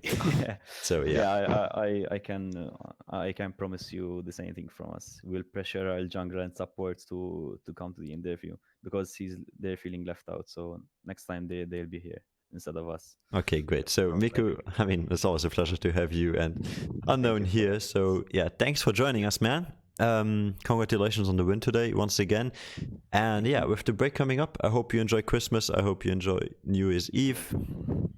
And then we will see you hopefully as strong as you seem today, if not even stronger, after all the holidays for our gauntlet, our finals. So yeah, playoffs on the way, guys. Make sure to be ready, because if you're not, you will be smashed. I know these guys that are now below you in the standings are really, really hungry to come back, because this is Yeah. why a gauntlet is beautiful. You have these guys that are like 5th place, 6th place. If they make it, they win every game, they are able to get you guys back again in semifinals. Like, you if I can have a can, washed like- up versus Big Biceps rematch, man. If I can like have a minute, I like honestly the team today which we played against, WashedUpKids, they were really good, and like they don't deserve 5th spot in my opinion. Like Mhm. they played better than teams that are higher placed than them. So I think if they like improve, they can be really good competition. Yeah. Just wanted to say that. So that's very true, man, and I agree with you on that one 100%. So WashedUpKids, if you're still listening here, man, I believe you are. So take this criticism, this positive criticism from your enemy and also from your casters. We want you guys to perform and come back stronger. So after the holidays, it's everybody's shot. Everybody, no matter if you're 1st or 6th place, you still have a chance to show that you are made of better things than you have shown so far. So with that in mind, boys, thank you again for joining us. Thank you. And then, yeah, have a nice holiday, and we will be seeing you guys maybe once more before the end of the year. And if not, we shall say thank you all. Thank you all for watching. Thank you for following. Thank you for subscribing, for liking. And make sure to check back for the playoffs. It will be an exciting one. It will be going down on Connecting Esports, the TG Diamond League, the playoffs on the way. With that being said, boys, good night to you all. Thanks for joining us in this lovely Good night. evening, and bye-bye. Have a good one. Bye bye. Thank you. Cheers, guys. Bye bye. Right. So, any final words, J7? With the final words, I believe we will be saying thanks for watching. And yeah. Yeah. Had a Yeah, thank you, blast guys. casting with you, man. Likewise. But yeah, thank you guys everyone for tuning in. As J7 has said, there's multiple ways that you can get involved with the TJ Diamond League. If you hit us up on Connecting Esports on Twitch or on Twitter, I do believe the links will all be around somewhere. Yeah. And yeah, this was the TJ Diamond League final week. Big Biceps pick up the win against WashedUpKids with a 2-0. They're going to be heading into Gauntlet as one of the favorites, if not the favorites. But that's all that we have time for. So stay tilt-proof on the Rift, guys, and good night. Yeah. Good night to everybody. Thanks for joining us, and yeah, good luck on the Rift. Nice holidays, happy New Year, and what else do you say? Lovely Christmas? Something like that. Merry Christmas. Merry Christmas, guys. See you around.